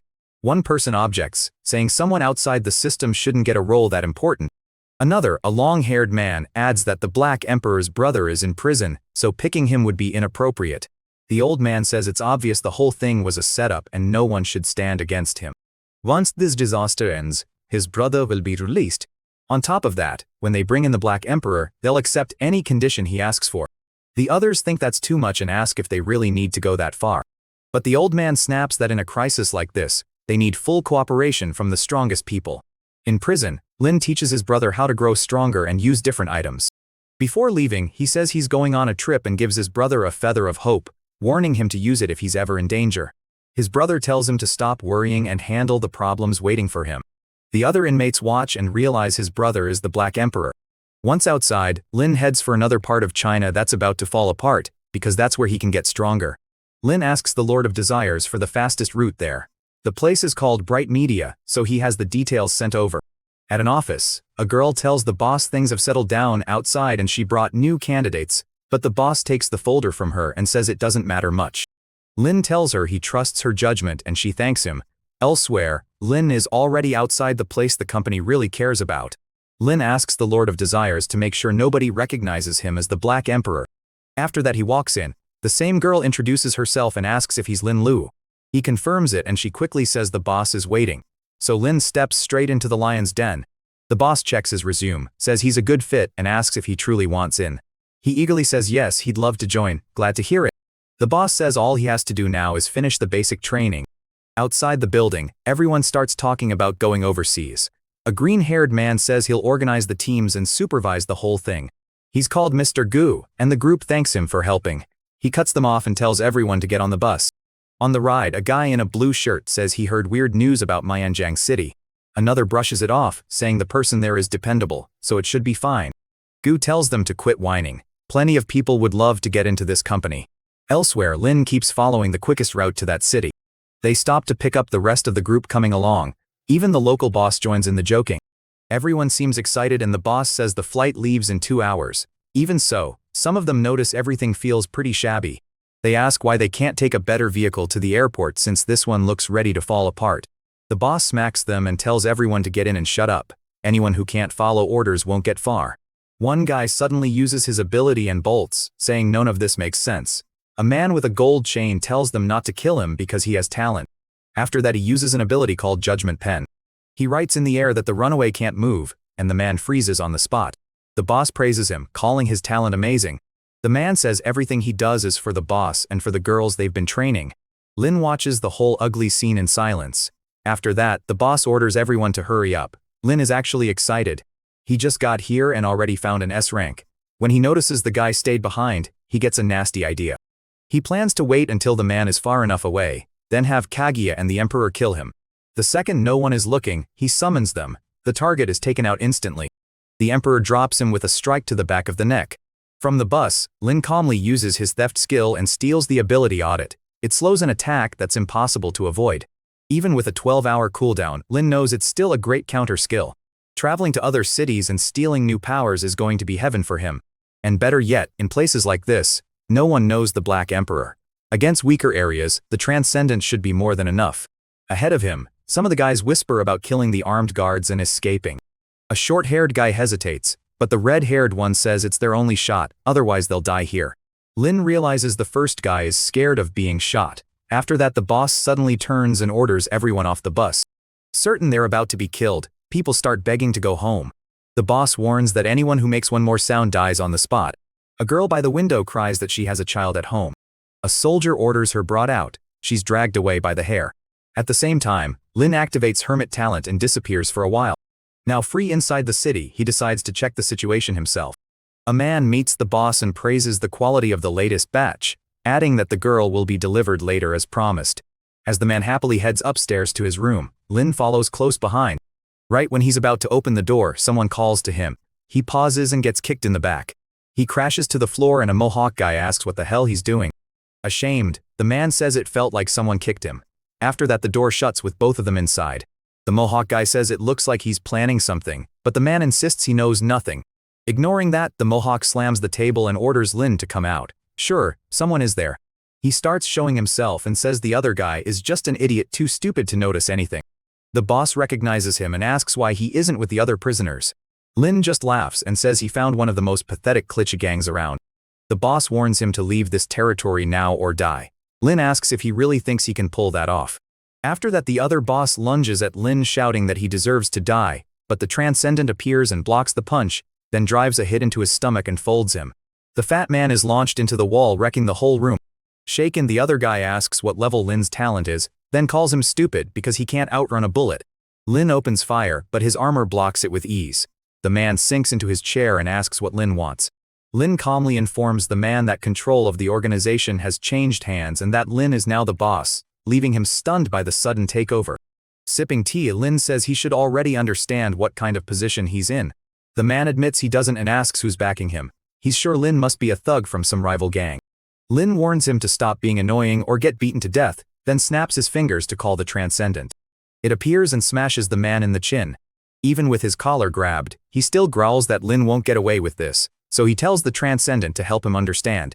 The man gets kicked hard in the chest, and with his hands in his pockets, Lin walks up and asks if he still wants to keep going. Now trembling, the man says he gets it and will do whatever Lin says. Lin's first question is, how many S-rank summoners work under him? The answer is 2, but 1 got transferred, so only 1 is still here. He doesn't buy half-truths and orders him to bring that person in right away. Out in the hallway, that guy gets a warning that something terrifying has arrived in China. His talent is irrational narrator, which helps him escape danger. He's sure something happened to Boss Ming, but the system calls him an idiot and warns that if he opens that door, he'll definitely die. He turns away, saying he'll come back and save the boss later. After that the system suddenly tells him to run now or he won't get out alive. Before he can react, Kaguya and the Emperor appear in front of him. The system keeps screaming that they're dozens of times stronger and he needs to flee. He never gets the chance. The Emperor blows him apart like always. Lin is thrilled. Stealing S-rank talents has been far too easy lately, but then he sees the talent itself. Perspective of the gods, though he only got a small piece of it. Even so, the talent can influence anything within 10 meters, and a new substitute immediately announces its presence inside Lin's mind. What he actually gets is an indecent narrator that keeps whining the talent isn't enough. He can't read the enemy. The system tells Lin not to freak out since he's the only one who can hear the voice. Lin gets even more excited. Today's 2 stolen talents are both pretty interesting. After that, the guy asks how Judgment Pen ended up in Lin's hand. Lin uses it on him, leaving the man completely confused. Lin grins at how easily the effect works and immediately starts thinking about what else the talent can do. The guy drops to the floor drained and begs him to stop. Lin just writes that he should try harder. The man suddenly feels full of energy and says he's ready. After that, he collapses again at once, calling Lin a demon. He says the power is interesting, but it doesn't really suit his style. Next, he decides to test the indecent narrator.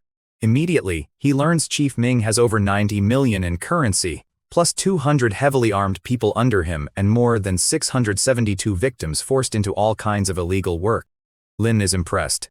Getting key info with this talent is incredibly easy. Lin asks how Chief Ming has over 90 billion when they all look broke. At the same time, he cuts the man off and demands a quick answer. Clinging to Lin's leg, the man tries to explain that even if the profits are huge, keeping everything running costs a lot. He adds that selling to immigrants means paying taxes to whoever controls this place. Lin gets furious that he's cheating his own people to sell to outsiders and says this whole city is rotten from start to finish. Lin tells the man he won't kill him, but he is going to make him do a little job first. After that, one of the men asks why boss called everyone together. Lin looks at Lin and asks what he plans to do. Just then, everyone starts getting attacked. People panic and ask what's happening. Did boss set this up? Lin only says there will be food to help him grow stronger. After that, one man seems to recognize him as him. Lin realizes it's Chief Gut, one of the people who hired him at the first company. So Lin explains the situation and tells Chief Goto will catch everyone and dump them in the river. Terrified, Chief Goto says the people there are armed. Lin tells him not to worry, his master is there. After that, he faces the crowd and says it's time for them to rise up. The fired-up men shout that they want revenge.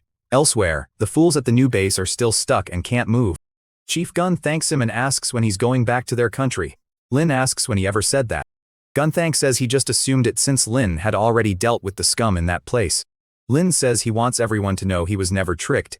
He let himself get captured on purpose and came here by choice. He's going to destroy this whole operation, so there's no way he's leaving now. Their revenge will be taking every resource those people have and ruling this territory. The crowd says that would be fair, but they don't have weapons. Some even beg to go back, saying they don't want to stay. They argue that with only 100 people, taking over this place is impossible. The system points out that he's failing to win them over, but an unexpected guest is about to show up. The system says Lin should reveal his real strength. After that, they'll agree to follow him, so he tells everyone he'll prove whether this place can be conquered or not. In the next moment, a car moves through the mountains. The men inside seem to have information on the Black Emperor and are tracking him. After that, Lin drops onto the hood and asks if they're looking for him. The men stare at him and ask what he's doing. Lin doesn't answer. He pulls his blade and fires off a violent slash. The strike smashes straight into the car. The system jokes that he killed them so fast he should at least give a villain smile. But suddenly a little pig rushes up behind him and the system warns him. Lin dodges with ease. The system says someone with talent like his would never get hit by that. The pig is confused and wonders how this kid avoided him. After that, the system starts throwing out ideas. Summon the Emperor Lord or maybe find the owner of the Lord of Desires. It adds that the best move might be checking the pig's belly because the pig's master is hiding there. Lin is confused since he was focused on the fight. He was ready to tell the annoying system to shut up. But this time it actually helped. He turns to the pig and tells whoever is hiding to come out. A man emerges from inside the pig, shocked that Lin knew he was there. The system reveals that this man is Chief Ming's second most trusted person. Lin smiles. He badly needs information about this place, so he pretends to be one of their own and says he came to help. The man is suspicious because he was told to stay alert there.